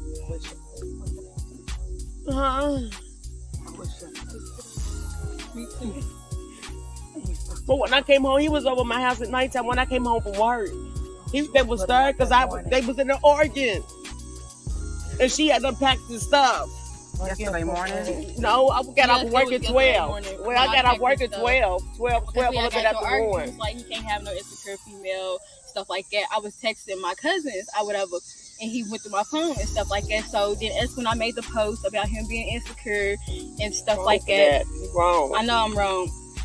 And it's when I posted that, and then he was like, I was like, you need to call you a ride or whatever because I'm about to go and stuff like that. So I started packing his stuff, and then I called my cousin. I was like, can you come get me? And then he didn't come to get me personally because his car was broke down. So he had some niggas come. All right, y'all. We are back. Now, in this clip, I'm sorry, y'all. So, Mari gave me a piece of chicken. Blame her. let's go.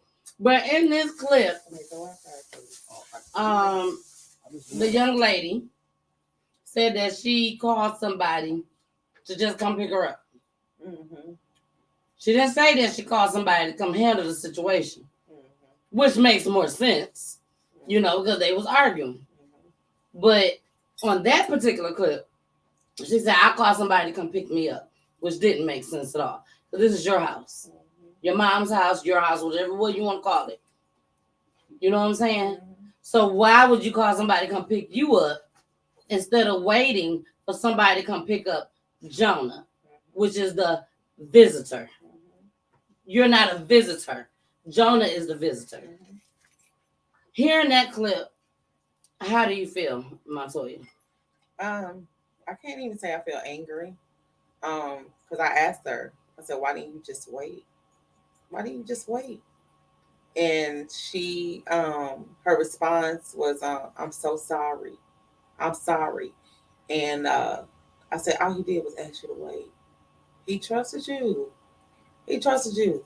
And she fell into my chest. And I just told my sister, my friend, his brother's, Jonah's other brother's mom, I said, get her off of me. Get her off of me. And I usually don't, I'm not that type. You know what I'm saying? I love and I hug, but I don't want you touching me right now. You know what I'm saying? Because all he did was ask you to wait. That's it. Just ask you to wait. Now, one thing that you did mention, not to cut you off, but one thing that you did mention was that, and I don't know if it was on this clip, because like I said, Montoya sent me 258,000 clips and video. And it's much more out there than I ain't even got. And it's much more that she didn't send me. But in that moment,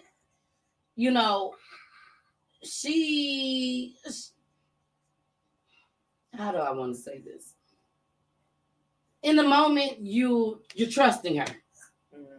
All you could do is go by what she say. At that moment, that's all you could do is go by what she say. Did you believe what she was saying in that moment? Absolutely not. And she knew it. So it's ain't something that she'd be like, she knew it. She knew it. I at the point of me finding out my son was murdered, sugarcoating anything was out the window. Anything. Whether it was concerning me, his friends, him, sugarcoating anything was out the window because I needed to know what happened to my son. And even to this day, I still feel like God's not gonna let me go empty-handed, empty-minded on what happened to my son. Do you feel like you know what happened to your son? I forget the police, forget the detectives, forget that they ain't picked up nobody and all that. Do you believe because of the streets be talking? We all know the streets talk. Mm-hmm. Do you believe you know exactly what happened to your son? Yeah. Who did it and everything? You do. You feel like you know that. Okay. We ain't finna tell y'all. We ain't finna put it out there right now. You know what I'm saying? We want to. It'd be good if we do. Get their ass locked up. But that's the thing. Just because Montoya knows, that doesn't mean those people gonna get picked up. Yeah. If Montoya tell her whole story on how she feel right now, they're not going to get picked up. But I will say. But hold on. Yeah. But guess what? It'll give them time to come up with another story. Yeah. Just in case. Just in case the police come around. Just in case the detectives come around. Mm-hmm. So I'm asking Montoya on my own time. I said I'm gonna ask Montoya on my own time. But you know, we all know that the streets be talking. Yeah. You know, and it's sad that when the streets get to talking, that the police and the detectives can't go by what the streets say. Yeah. They need more evidence. Mm-hmm. They need this, they need that. But the streets know exactly who did it. They know what time it happened. They know everything. But we cannot go by that, unfortunately. The detectives and the police cannot go by that. Right. I don't want to say we. They can't go by that. So I want to make that clear. Yeah. But I just wanted to make sure that you know. Do you feel like you know exactly what happened, who did it, and all that? Now, a lot of times, because it's been going on 4 years now, a lot of times, coming from the hood myself, y'all coming from the hood yourselves, sometimes the killers don't make it that long. Exactly. Oh no. Exactly. They on the warranty. Do you feel like, because I'm not going to say, do you know? I'm not going to say that at all. You know, me and you, we there. We ground folks. Mm-hmm. You know what I'm saying? So you know where I'm getting it. Mm-hmm. But do you feel like it's a possibility that the killers that you think, we gotta say think, that you think has done this, do you think they're still alive out there? She's saying, I said think. I said think. But do you think they're still alive out there in this world? Jonah was big, baby.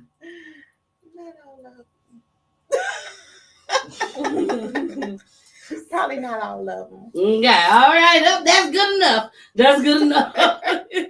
That is good enough. Let's get into some of these comments, okay? Let's get into some of these comments. What? Carmen said, who was the person cussing? What's she talking about? Do you know what she's talking about? Carmen. She said, who was the person cussing? Oh, hold on. She got something else. The so-called girlfriend knew who did. Okay. She said she feel like the girlfriend knew who did it. Okay. She knew what cousin, because she said the names on the call. Yeah, we ain't giving no names. I know. Yeah, we don't want to drop in there. And then there was another young lady that you sent me a video of that we didn't play none of her at all. Yeah. You know, she literally name dropped a lot of people. And if she's watching, you know who you are, basically. She knows. And thank you. Yeah, and we thank you and we appreciate that.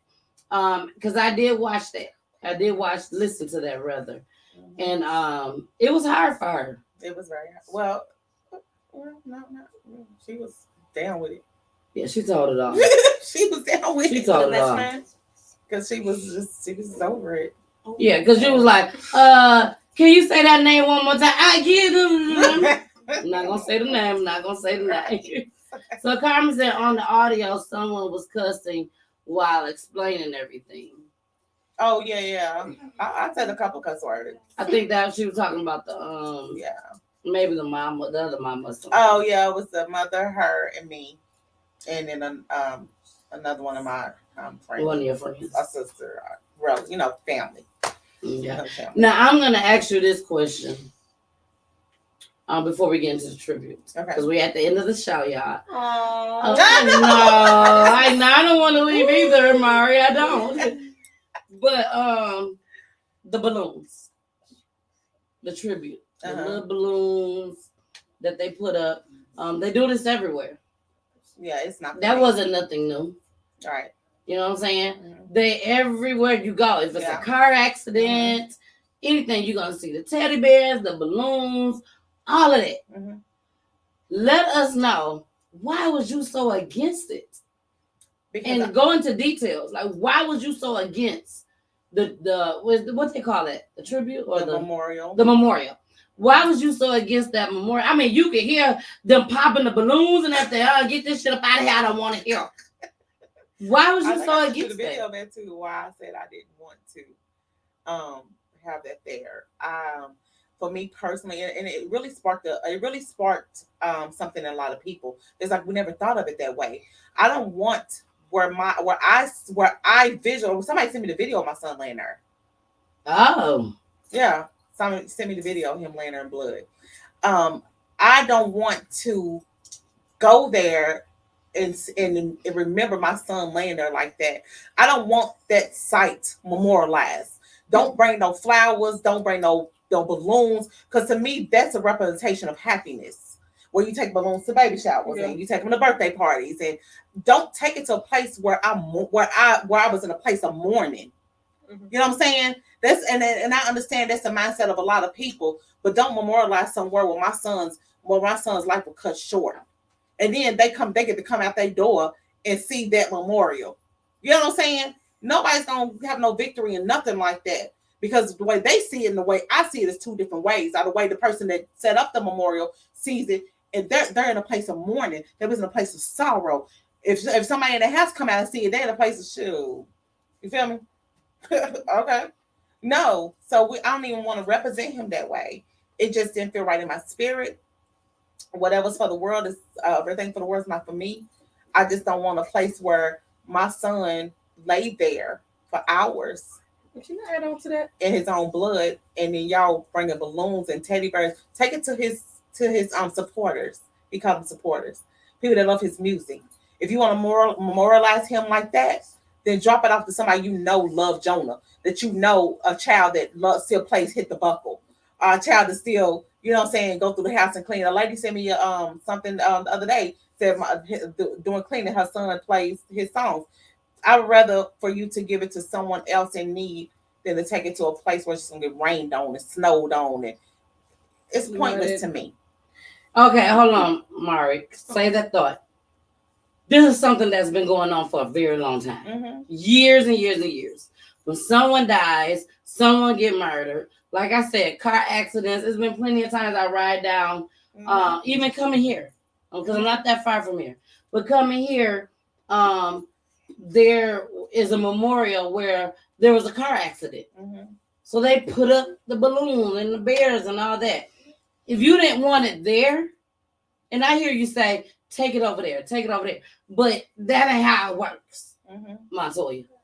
They have a specific spot, and you know this. They have a specific spot for memorials where everybody comes. They bring the candles, they bring the balloons, they bring the teddy bears and all that. So if you didn't want it in that particular spot where he was murdered at, where he was murdered at, what other spot could they have put it at where you would have been comfortable with? Nowhere. So you didn't want no memorial at all for him. And I mean, his friends, people go to his gravesite and they have their moments, and it bothered me. But the gravesite wasn't together then. Yeah, at the time it's together. I mean, it's together. It's together now, but I'm talking about when they do memorials. Moment. It's like right then and there when it happened. Nowhere. You just didn't want it done at all. No. Is that because you feel like that is a form of? I'll tell you. Go ahead, Mari. I understand, because when I go by, like when I see the little flowers and stuff, it makes me like, oh, do I want to move over here? It's like a sign of badness. Like when you go down the street, you're trying to move into a new home or a new apartment, and you see some flowers and a balloon in the ground. It's like, oh, should I really move over here? It's not a sign of life and come. It's a sign of sorrow. Yeah, it's like, oh, I don't want to be next to this. It is. You know what I'm saying? It's sorrowful. Sadly, like it's like, where would you want them to put it? But at the same time, it's like when you do see memorial, it's like, oh, somebody and people lost meant their life right and here. people meant well. Yeah, you know what I'm saying, because that's what the world has instilled in people. They mean well, but as far as me, what about me that I got to drive down the street and look to my left and I see flowers where my son was murdered? How do you think that feels for the parents? Do you do balloon releases? I do. So you believe in the balloon releases? I do. Because we're releasing it. It ain't just staying there. The balloons ain't just staying in the sky. You know what I'm saying? Exactly. Like we ain't gonna drive tomorrow in the same spot that we just had a big shindig for Jonah, our birthday party, our balloon release. Them balloons ain't gonna be stuck in the sky. You know what I'm saying? To me, when you do balloon release and stuff, you're releasing that. You're releasing the moment of that's supposed to be a sorrowful day.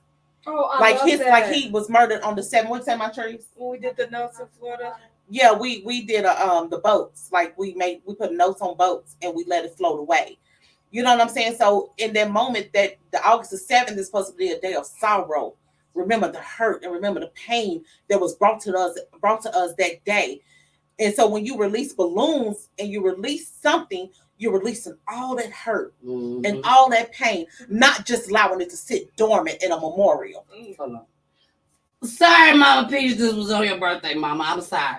But, you know, we love you on your birthday. Even Montoya love you on your birthday. Now we know something's good out of that day that's supposed to have been bad. So thank you, Mama. But go ahead. So that's your meaning behind That's it. my meaning.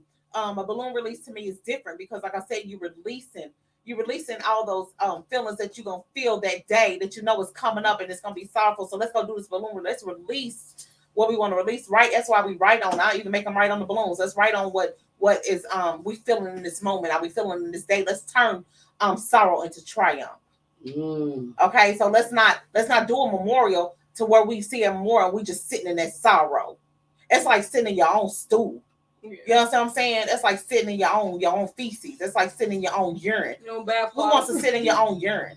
You know what I'm saying? When you have a memorial like that, now, no begrudge to anybody who does it. If that's what you want to do, I'm not down in that. But as far as for me and my household, and me and my people that's close to me, I don't want that. I don't never want that. That makes a lot of sense, Montoya. That makes a lot of sense. You know, and what I'm getting from it is okay. That's not me. Okay. You're so funny. You're like, yeah, not me. I ain't got nothing to do with that. My trees, I like him, my trees. I like him. He's like, yeah, it ain't me. But what I'm getting from it, from what you're saying, like I told you, by my home, I gotta pass by it every day. I don't know what happened. I ain't never seen it before. I don't know what happened. All I know is some teddy bears that been rained on, some flowers that's dead. Yeah. But every time I ride past it, I see it, and I'm reminded, and I don't even know what happened. Exactly. So just imagine the family. Exactly. They got to be reminded of this every single time they ride down the street. Especially if I see it every time I ride down the street. And in that moment, it's fine. In that moment, you don't think nothing of it. But just in that moment for me, I'm always constantly in tune. You know what I'm saying? But in that moment, it's fine for some people. Like I said, I'm not saying it's wrong to do that. If that's what you're accustomed to doing. But for me, that was my baby. Exactly. You know what I'm saying? I don't want a memory of that. You know what I'm saying? And when we found out who did, I was like, oh, but they, like I said, they meant well. And their heart was, they loved Jonah. And they just wanted to show some respect. Exactly. And I understood that. And they wanted to get it started. The balloons, I kind of who was. I was like, oh, Lord, put the balloons back together, Jesus. If you're watching, I'm sorry. I don't mean nobody. You know, I'm just saying you want to get it started. So, but I don't mean nobody. But after that, Montoya came up, pop. Get me out of here. You know, but after I found out who it was, you know, I'm sorry, y'all. I let you like, you know, I'm like, tell them sorry, you know, I'm grateful that he did it. You know what I'm saying? They watching too. After that day, no more. Please, no more, y'all. And they, as far as I know, I've been respected. in that We get my best arena. on there. You know what I'm saying? They need the So don't nobody send me no picture of the house now, trying to show me out. Don't do Montoya. Don't do Montoya. Okay. Now, Montoya, what I want you to do right now. Is that it right there? No, you hide it. What more you say? You said they need the balloons. Now, Montoya, I want you to do me a favor right now. I want you to do me a big favor. Yes, ma'am. I want you to take your the Kleenex that's sitting next to you. Okay. And I want you to pass it along to the two of y'all next to you. Okay. I know we all like. I want you to come back, Jimmy. Jimmy, I want you to come back, sit in the chair, pass it. Jimmy, get in here. I just want you to know it's a so pass it to Jimmy too. Like, you made us feel so at home, and Thank you. That's what I want. That's what I want. Now it is time for the tribute. Okay. Anybody that has been watching my show, you know these tributes hit hard. Come on, get together. Okay, so I got them passing out tissue, Kleenexes and everything because the tribute hits hard. Before we show the tribute, Montoya, there is a box sitting next to you.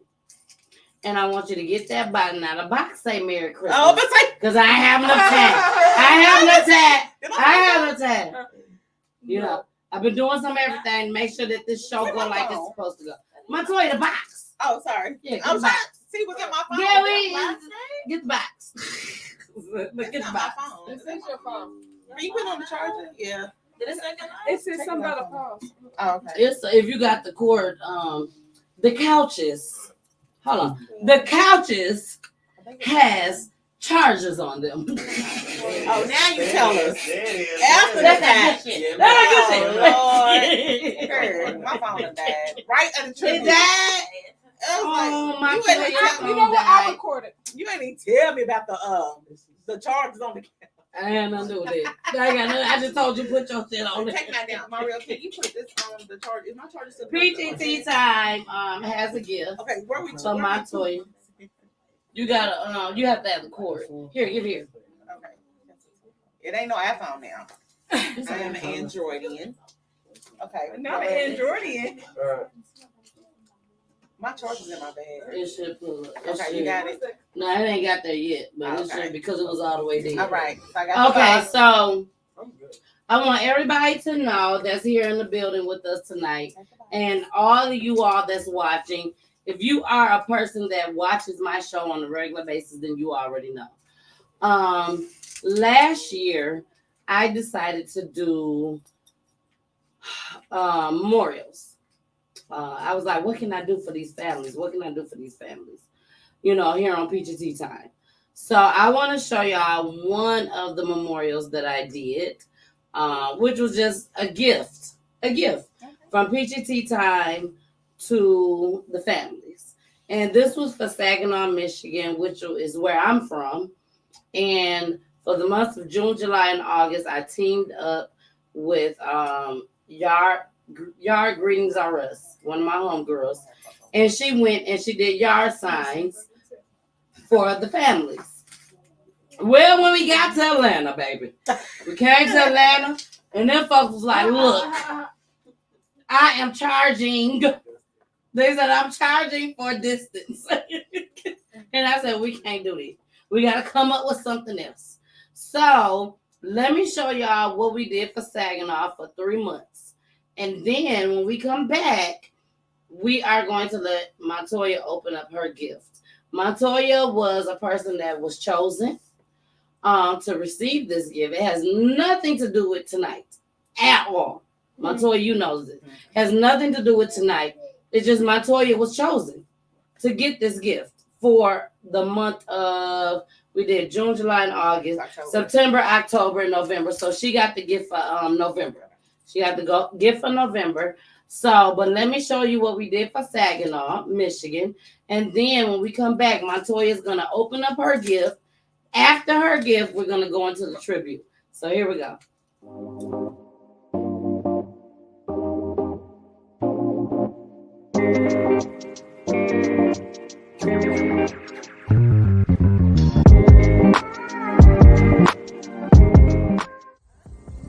Peachy Tea Time and Y'all Greetings Are Us has connected again to bless someone with a memorial sign for their precious, precious loved one.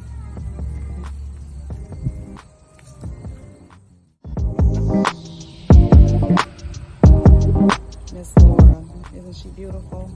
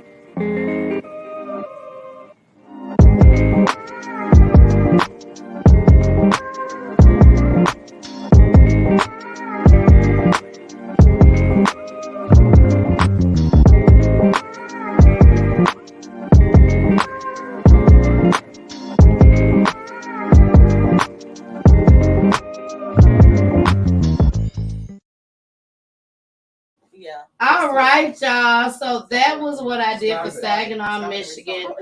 And Montoya is about to open up her gift from PGT Time. PGT Time. PGT Time. So, baby, please go and open up your gift. While you're opening up your gift, we're going to play just a little bit of PGT Time music. Okay, am I opening both boxes? You're going to open up both boxes because both of them is together. So which one open first? Not that one, the other one. Okay. You ready? Yes! Yay! Y'all see that?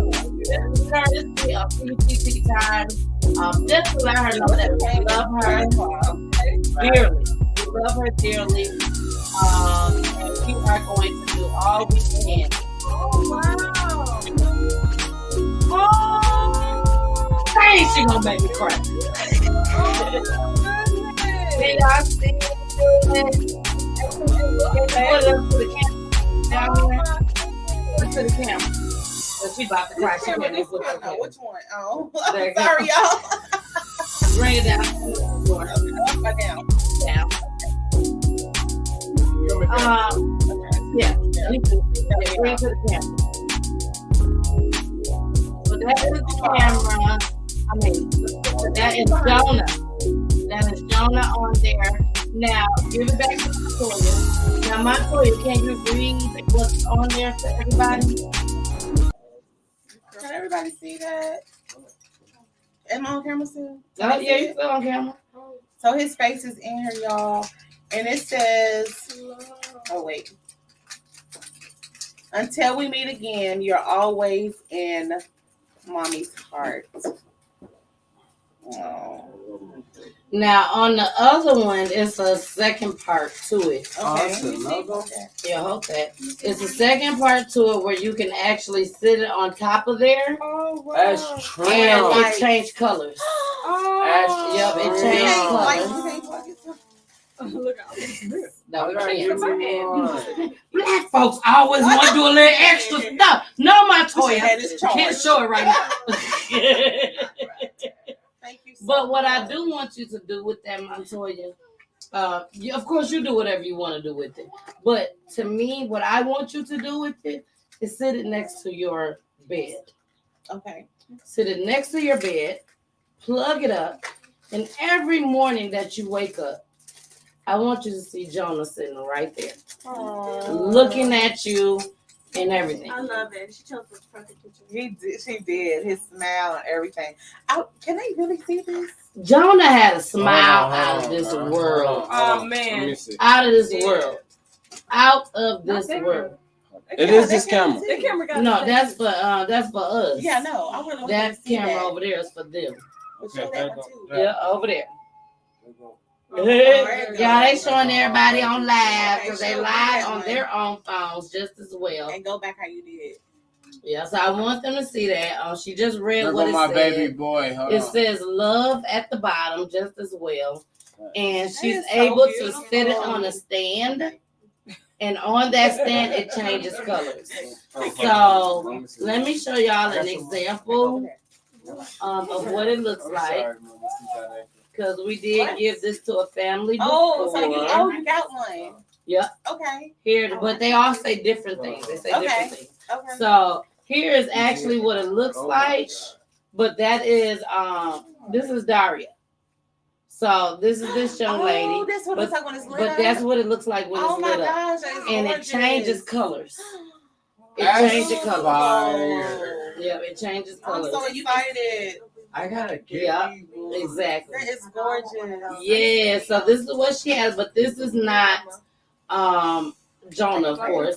This is another young lady that we blessed the family It's with. still beautiful. So, all right, y'all. The time that we all been waiting for. Let me bring this family down real quick. You know, Jason ain't here. So I gotta be Jason for a second. Carmen, if you watching, I gotta be Jason. Okay. Who's Carmen? That's one of our top viewers, Hi, along with Carmen. Mama Peach and BG and Okay. and Josette and everybody else that be watching. Okay. I gotta say this because I'm in Jason mode. Okay. We know you watching. Montoya has put it on all platforms.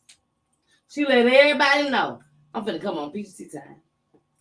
So we know that you decided, oh my gosh, she gonna put on PGC time. I gotta watch it. I want to make sure that she don't mention me. Make sure all da.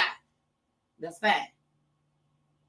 But I want y'all to know, all the people that was pillow talking, because when you a killer, you can't keep your mouth closed.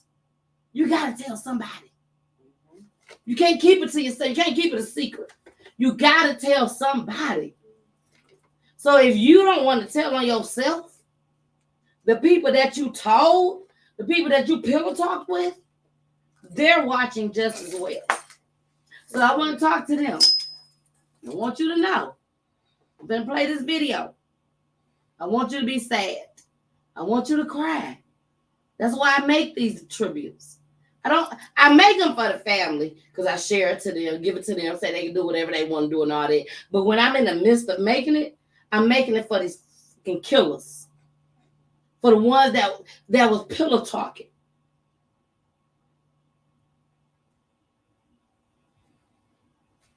Because it's sad. It's sad we got to go through this. It's sad that I got to sit there for hours. And when I say I sit for hours, I ignore what my kids is doing.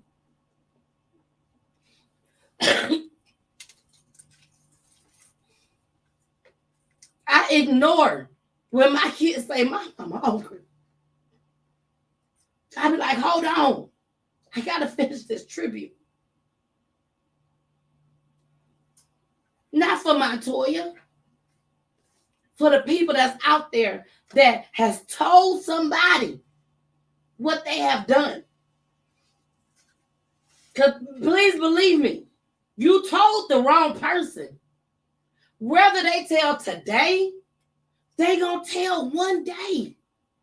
It's gonna eat them alive. When this tribute is played, I'm gonna pass it along to Montoya. Montoya is gonna pass it along to her peoples. They're gonna post it. And the people that was pillow talking to somebody else, they're gonna say, my God, I can't do this no more. I gotta tell somebody. This is why I make these tributes. And it don't hit me. When I say it do not hit me until showtime. When it's time to play it. It don't hit me until then. This tribute, I put a lot into it. So here we go. Montoya, I love you. I will send this to you after the show. Here we go.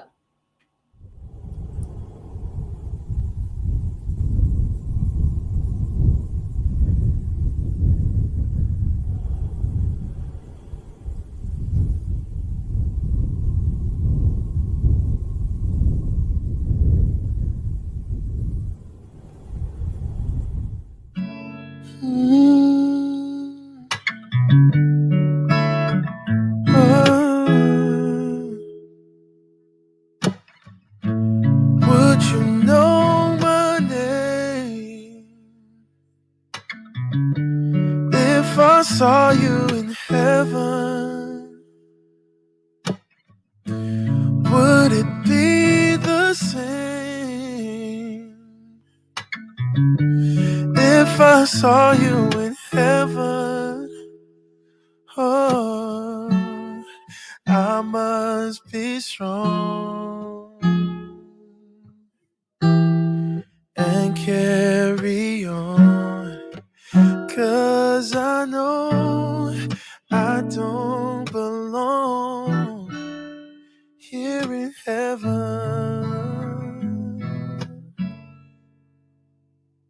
Oh,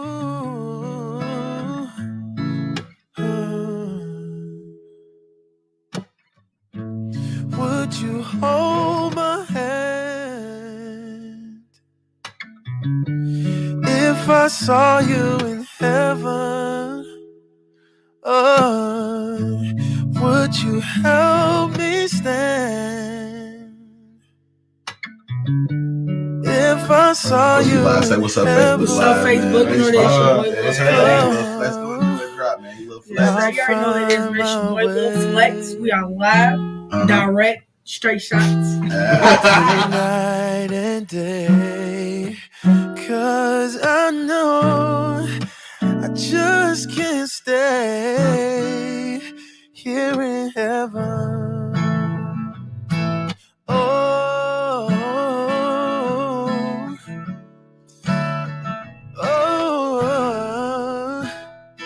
here in heaven. Oh,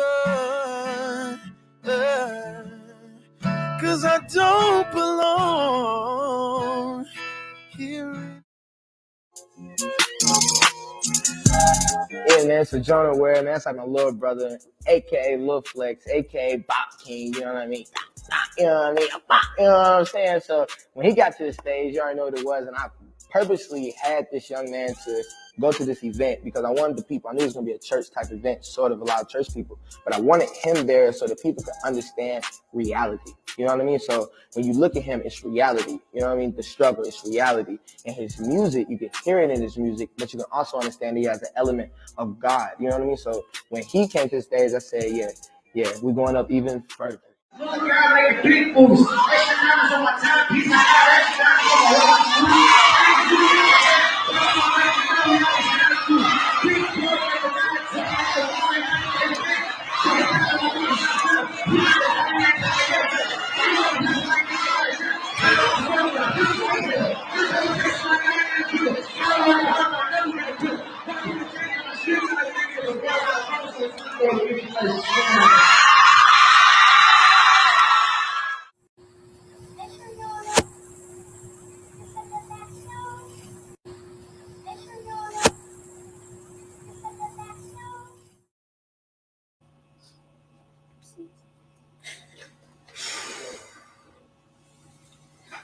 A lot.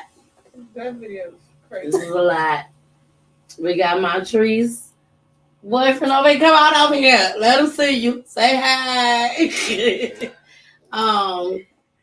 This was a lot. The last part was Montoya's son outside looking in the sky saying, "Miss you, Jonah. Are you coming back soon?" Montoya, how old was your son at that time? 4 years old. How did you deal with it? Knowing that your child, now everybody over here in tears, y'all. And I'm sure y'all over there in tears. We have so many comments right now. But Montrese, how was that dealing? Because it looked like from all the pictures that your mom sent me, he had a very, very tight bond and relationship with your son, which was his nephew. Please let everybody know. Can y'all give her a mic? Okay. I have mine right here. Yeah, give her yours. Okay. Okay, there we go. Let everybody know, how did you deal with explaining to your son that his uncle, your brother, is not coming back no more? No matter how we look at it, I'm not trying to be, mean or anything like that, but he's not coming back. That's reality.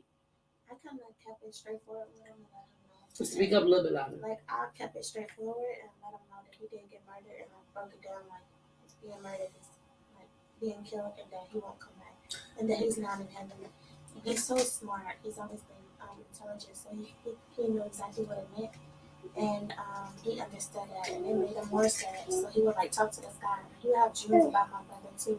And one day we were driving, and he was like, Jim, he's in heaven now, but he got something like, he was like, Jonah died because his heart got exploded. And he didn't even know, and I just thought that was crazy because I never told him how he got murdered. And he did get shot in the chest. So I just believe that my brother does, come to him and stuff. And he, till this day, he still talk about Jonah. And I always want to play his songs and get sad some days. And we'll go downstairs like where it's like, where's that with Jonah and stuff. And my daughter even be talking about Jonah. She didn't even know him, so I just think that's so crazy. Because I do try to max out my brother to make it seem like he's still alive. So I'm like, go crazy.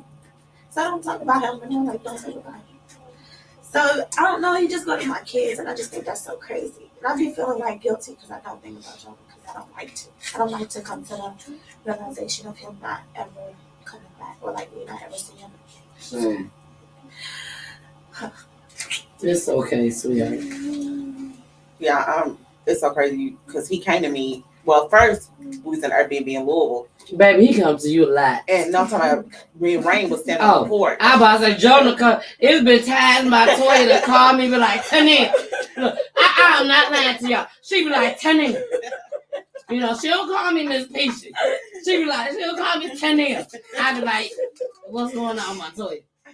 Girl, Jonah just came. The lights was flickering. I'm like, girl, no. I've never dealt with that. I've never dealt with somebody so close to me dying to where I see little things happening to where I can say, that's them. That's them. I'm getting that from you. I'm getting that from my friend Tiffany, that's like my sister. You know what I'm saying? So go ahead, Montoya. No, we were standing on the back porch when Jonah first, when we, got to Louisville, and the train was coming. Where we were staying at, the train was coming through, and Rain was like, Mama, there goes Jonah. And I'm like, where? Right there. Hey, Jonah. And the train passed. He said, he gone now. Bye, Jonah. Jonah's gone now. Wow. And then he came to me one day. He's like, Mama. He said, who? He said, who shot Jonah? I said, right? I said, who told you Jonah got shot? Because we didn't want to talk about that in front of him. We said, who told you? He said, he did. I said, what did he tell you? He said, he got shot twice. And I said, well, when did you hear this? When did Jonah come to you? He said, in his treasure. When he was in his treasure. And I said, his treasure? I said, what's his treasure? He said, right there, his treasure. Talking about his casket. When he went up to the casket to see him. He was really in tune with but now he's getting older. So like when you grow up, it's not as, like when kids can see spirits more than adults. Yeah. He would play pranks. Because the daycare teacher would be like, your son okay or something? Like, she'd be concerned. She'd be like, I see what he's saying that. Like, Jonah, he want to go outside and talk to this guy. Or she'd be like, he be telling me some crazy stuff that Jonah be talking to him in his dream or coming to him.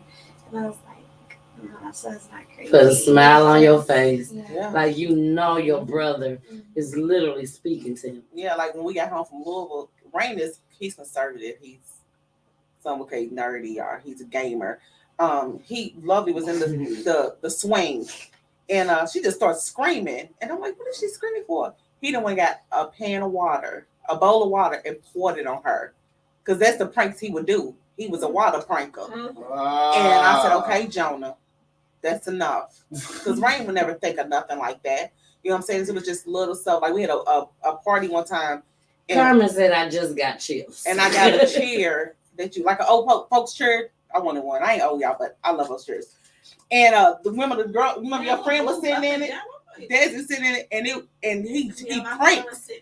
And he raised the chair. That chair raised up all the way up by itself. She's like, oh my God. Like he was pushing, pulling, like dumping her out of the chair. Like the chair raised up. I said, Jonah, stop it. like he right there in front of you, Jonah. Stop. Like, what is going on? Like he would. I mean, just pranks would just be happening. I don't know why. It was just so crazy. And then she didn't, like I said, she knew him for 4 months. And one of my friends had painted me a beautiful picture of Jonah with different faces of him in there. And my chick's like, kiss Jonah. I said, give Jonah a kiss. Give Jonah a kiss. And she kept coming to me, kissing me. And the picture was, I said, no, the painting, kiss the painting. And she kept coming and kissing me. And I was like, he's telling her to kiss me. Because she would not kiss that paint. She would just go to the painting to about to kiss it, and then she would turn around and kiss me. Like he was telling her, don't kiss her. Don't kiss me. You know, and one time she was in my bed laughing. And I'm like, what are you laughing? I said, what's so funny? She said, Jonah, you don't see him, Jonah. I said, I don't see him, love. She said, right there. Like he's playing with me. He's making me laugh. Oh yeah, that good kind of stuff. You see, I'm sitting here like, he playing with me. And we're sitting in the garage. Wow. We said, yeah. Just out of clear blue. That's what I'm gonna say. She wasn't even old enough. And she was just break down. Was she born? No, she was 4 months. She was 4 months when he died. And she'll break down crying. Like, I just miss Jonah. And I was like, okay. Like we sit in my garage, and the only way the light come on is somebody walk through. And every time we talk about him, family get together, the light started just coming on. And I was like, okay, Jonah, we see you.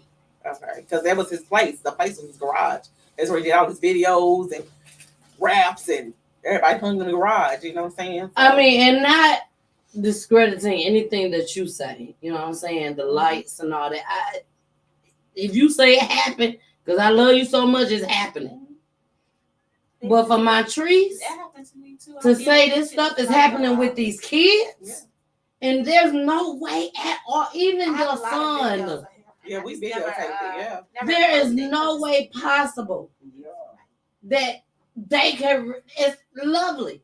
There's no way possible that she can remember Jonah. And she just come out and say these things. I remember him, Jonah pranking him too. He just told me his story the other day. And then he was like, he told me during Christmas when he wrote the thing. Get the mic. This sounds like something that everybody need to hear. I don't know. My son was just telling me like last week, like a prank Jonah did on him when he was like 3. And I was like, damn, how do you remember that? And then he told me another story, like when he rode his car down the steps and he fell off of it. And Jonah came up and started laughing at him. Jonah would ride the Paw Patrol with him. Like you get on the Paw Patrol. The steps and Jonah came up there and started laughing at him. Wow. Yeah, this is stuff he say. Like he'll just come out of clear blue. He's like, I'm like, what's wrong, Rain? No, I just need to go talk to Jonah and God. And I was like, is he serious? He would go in the bathroom and literally shut the door. And I'm like, oh, he's serious. I used to be like, and then one time he got mad at me because I couldn't like understand what he was saying about Jonah, like in the dream. Like, what? He was like, just never mind, Mama. I'm like, well, tell me. He's like, no, I can't tell you. And I would get mad. I'm like, please tell me, Jonah. I want you to tell me. I can't tell you. It's between me and Jonah. I would be so mad because I'm like, Jonah, come to me. Why you keep coming in the rain? I used to cry and be like, God, please have Jonah come to me. And one day it did happen, and that dream was crazy. And I only had one dream with Jonah, like actually feeling him come to me in a dream. Well, in another room when I couldn't hear him, I couldn't tell. So you know deeply that Jonah, and I'm talking to my trees, that Jonah is coming out through your kids. Like, I may not get through to you with me, so I'm finna come through your kids. Wow. Because Lovely even said a couple days ago, like, Jonah's so handsome. And we were just like, girl, what? Jonah's out. And then she said another day, like, I like Jonah. I'm like, girl, how do you know? Like literally, her Like she literally just come out and say his name and all Last that. week, and then she said something else. I just can't remember. But I was like, it's so crazy. Like when she's baby, it's like literally her looks just start forming into him. Mom, she's like, Mama, do you see this? And it's like, oh my gosh, she's just like Jonah, acts like him, everything, the whole nine, the internet, sensation where she go. It's yeah. Yeah, and I agree with you on that. I strongly agree with you on that. I've been watching since I've been, friends with you. Montoya was like, hey, my granddaughter got this page. Her name is Lovely. Follow her. And when I tell you Lovely's page, she's sleeping right now. And I said her eyes open a little bit. But her social media page is like Jonah's all over again. Like it's huge. And she take Montrese, she does her hair and all these different styles. I don't know if she does it or not. I'm not. Yeah, Montrese does it. Okay. Yeah. Well, she does these hairstyles and all these different, if it's Christmas time, she may do the candy canes in her hair. I told you I'll be watching you, girl. So, and then she dresses her up for Christmas. No matter what holiday is, she dresses her up and people loves it. So, it might not be the music. It might not be the music videos. She's doing something differently. But baby, when I tell you, it's like Jonah all over again. Montoya, I know you see it. It's like Jonah all over again. She got all these followers. This little baby. Got all these followers. More than me. All these followers. But that's how Jonah was. And now you got Jonah speaking through this little baby. Hey, babe. I remember he got the blue check on Instagram. Yes. He said, Mama, I got a blue check. And everybody was inboxing, you paid for it. I know you paid for it. And he's like, I don't know how I got it, Mama. He said, we got a blue check. I don't even think he paid for it. Yeah, no, he didn't pay for it. He don't know because he was being I don't think they were paying for it back then. Paying for it then. Yeah, you couldn't pay for it back then. That was just a pinnacle of his day, of his life. And everybody was so mad at him. And he was getting so many inboxes. You know you paid for it. You know you lying. And he was like, Mom, I don't care. I got that blue check. That's right.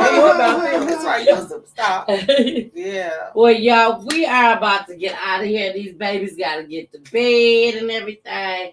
But when I tell y'all, this has been a memorable show for me. I will never forget this show. You are going to be a long-lasting friend of mine. I do feel like God made us cross this path for some reason. For your auntie to reach out to me those 3 times. Never seen her before a day in my life. But she reached out to me those 3 times. And the minute she tells me, find my niece, Montoya. I've never heard from her again. Never. And me and you have built something that's beyond PGT time. It's something that y'all will see Montoya even further with PGT time. But it's bigger than that. It's bigger than that. Montoya just doesn't want to see herself win. Montoya wants to see everybody win. Everybody. Montoya's been through a lot. So much that we haven't even spoke upon here on PGT Time. But I want you to know, and I mean this from the bottom of my heart, I love you dearly. You have met my family, my kids, my husband, my mom, my dad, and my brother. You've met them all. And I love you dearly. I love you more. And thank you for allowing me and trusting me with your son's story. Now, I always ask on every show, and I have my families, I always ask that they end the show. Don't worry about it. I'm going to tell you what to say. Yeah, I say that all the time. But I'm going to tell you what to say. But to everybody that's out there watching, please make sure you follow me. All platforms. You know where you can find me at. PGT Time spelled with the Y. All that good stuff. But we're going to let Montoya end this show. Y'all going to see her families because I'm going to drop myself down. Then we're going to replay the tribute. Then we're going to play my babies. Yeah, I know y'all got to wait for my babies. But Montoya, if you can speak, this is what I want you to talk about on this ending of everything. If you could speak to the killers, the people, because you know we go deep over here in PGT Time. If you could speak to the ones that did this to your son, now we know you forgive them. We heard that on the first clip, the sneak peek. We heard that. But if there's something that you can say to them, I want you to be vulnerable, and I want you to speak from your heart exactly how you feel. What would you say to them at this moment? I'm going to pull myself down, and are you going? This is what I want. Mari, yep. Montrese, not Montrese. Mario, Lovely, and Mari. I want y'all to scoot over to the side. Montrese, you get the mic. Montrese, I want you to sit next to your mom. Dang, I feel like crying already, and I ain't even trying to cry. I want you to sit with your mom. Put your arm around your mom. Hold your mom. Now, all y'all see right now is Jonah's mother and Jonah's sister. Jonah has a brother, but he's not here with us right now. But that's what y'all see right now. Marley, move that chair for me. Move the chair out the way. I don't want them to get distracted. Move that chair. Yeah, that too. Move that, and then move the chair completely out the way. And then close the end of that blind on that end. Now scoot that blind over on the end. Yep, right there. Okay. Now, Montoya, Montrese, the mother of Jonah and the sister of Jonah. I want you both to end the show. We're going to start with Montrese. Montrese, if you could talk to the killers, what would you say to them? And then after you, we're going to go to Montoya. Now, the only thing different now is they ain't got to put that church finger up because I'm here. I can see them. When they're done, I will know. But I'm going to bring myself down and y'all do y'all thing. Here we go. I will see y'all on, what's today? Wednesday. I will see y'all on Friday. Here we go.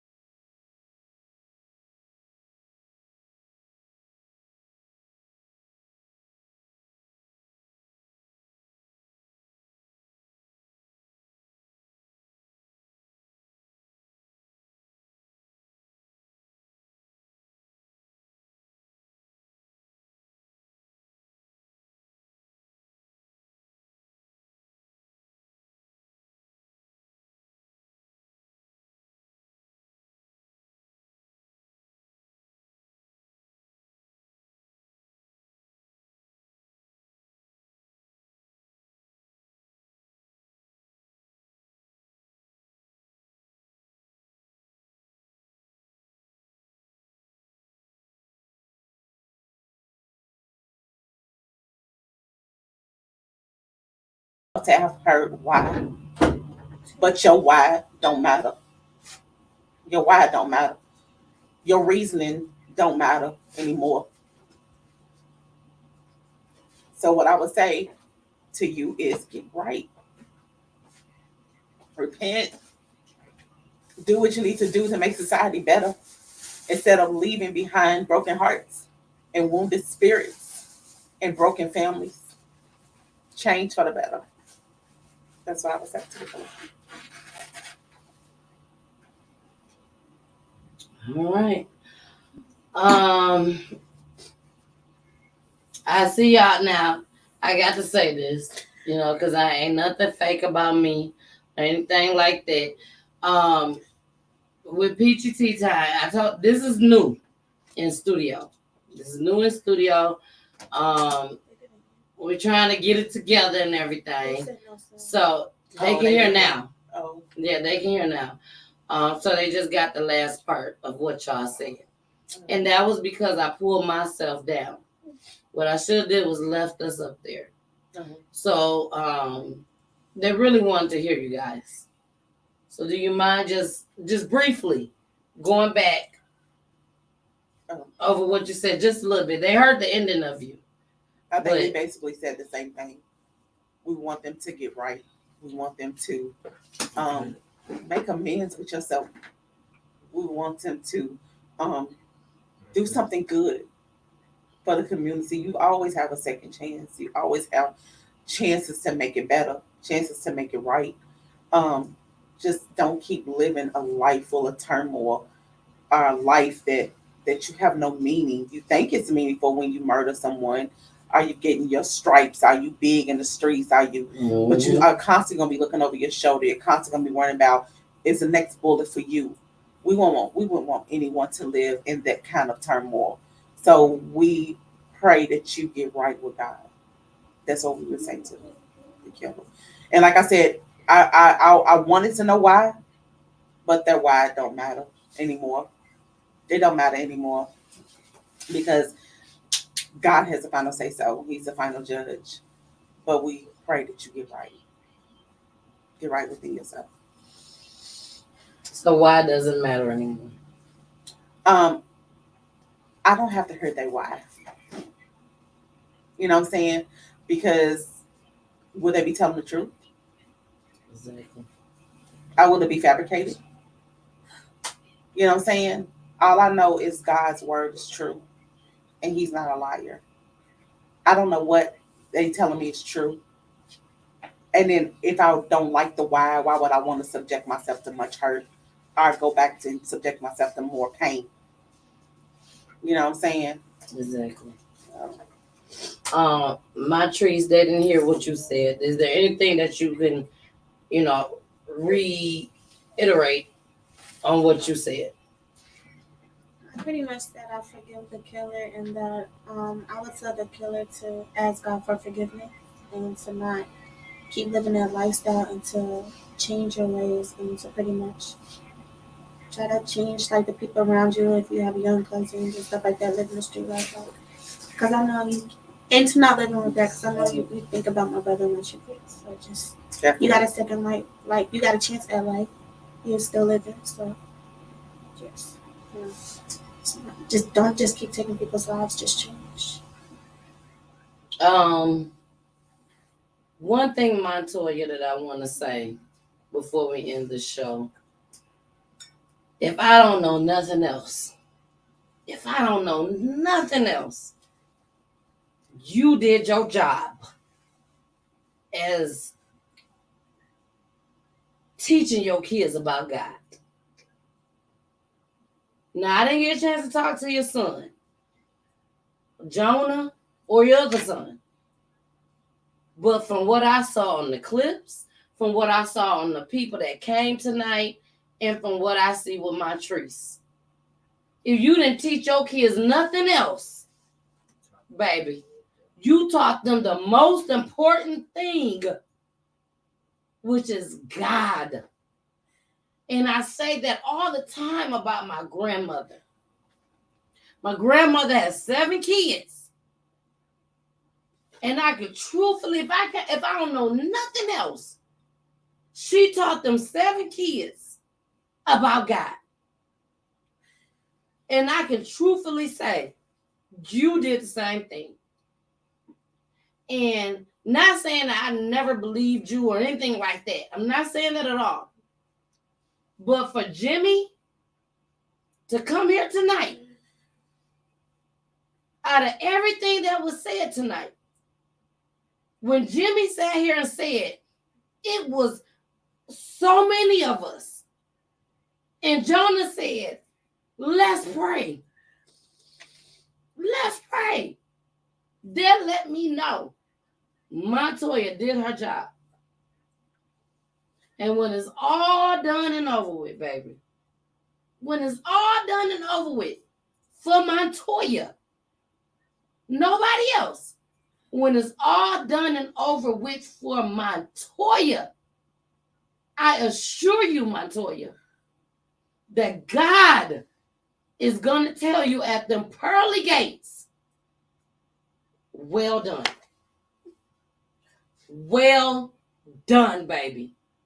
Well done. Hug on your mama. Well done. And I mean that from the bottom of my heart. Y'all, we are out of here. I'm about to go ahead and show this tribute one more time. But we are out of here. And I can truthfully say one more time, no matter what, God is going to tell Montoya, Montrese, I hope you hear me when I say this. When your mama leave this earth, baby, don't worry about it. Don't worry about it. Have a smile on your face because your mama did her job. And God is going to say, well done. I love you, Montoya. I love you too. Baby, I love you. And here we go. I love you guys. I'll see you on Friday. We went over time a little bit, but it's okay because it was for Jonah. Love you, Jonah. I wish I would have met you better, boy. Yeah, y'all say love you, Jonah. I love you, brother.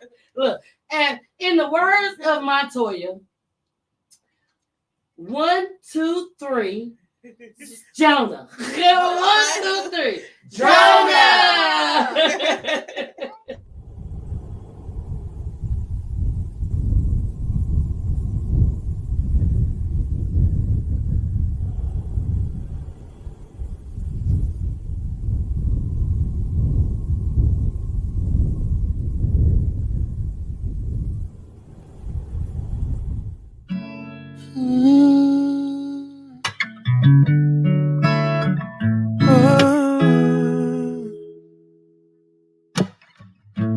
Would you know my name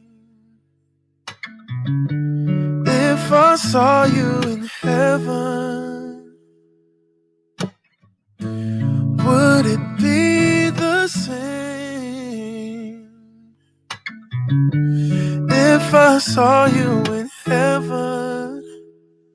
Oh, I must be strong and carry on, 'cause I know I don't belong here in heaven.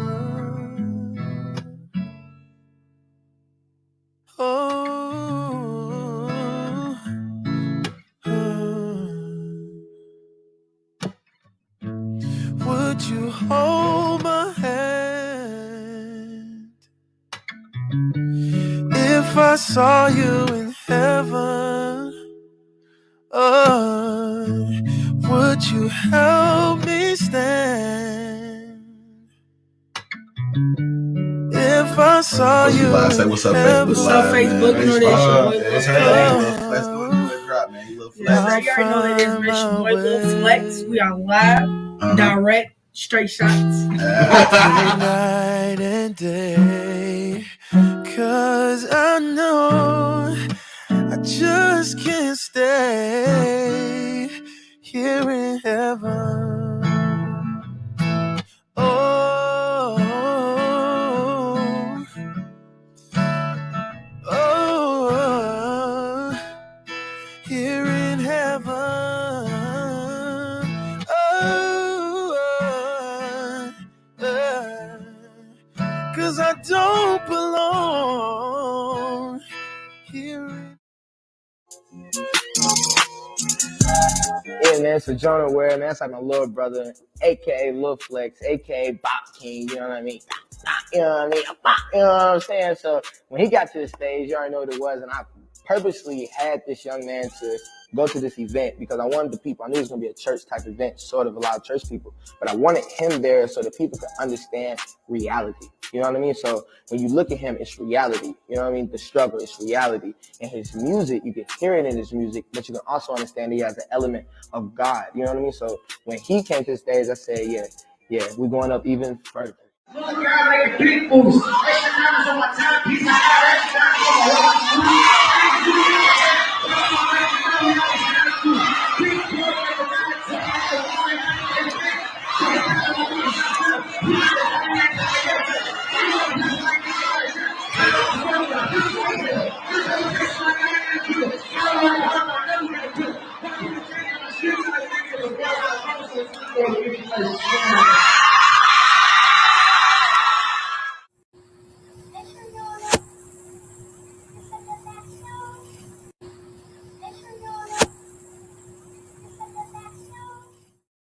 Return, please return.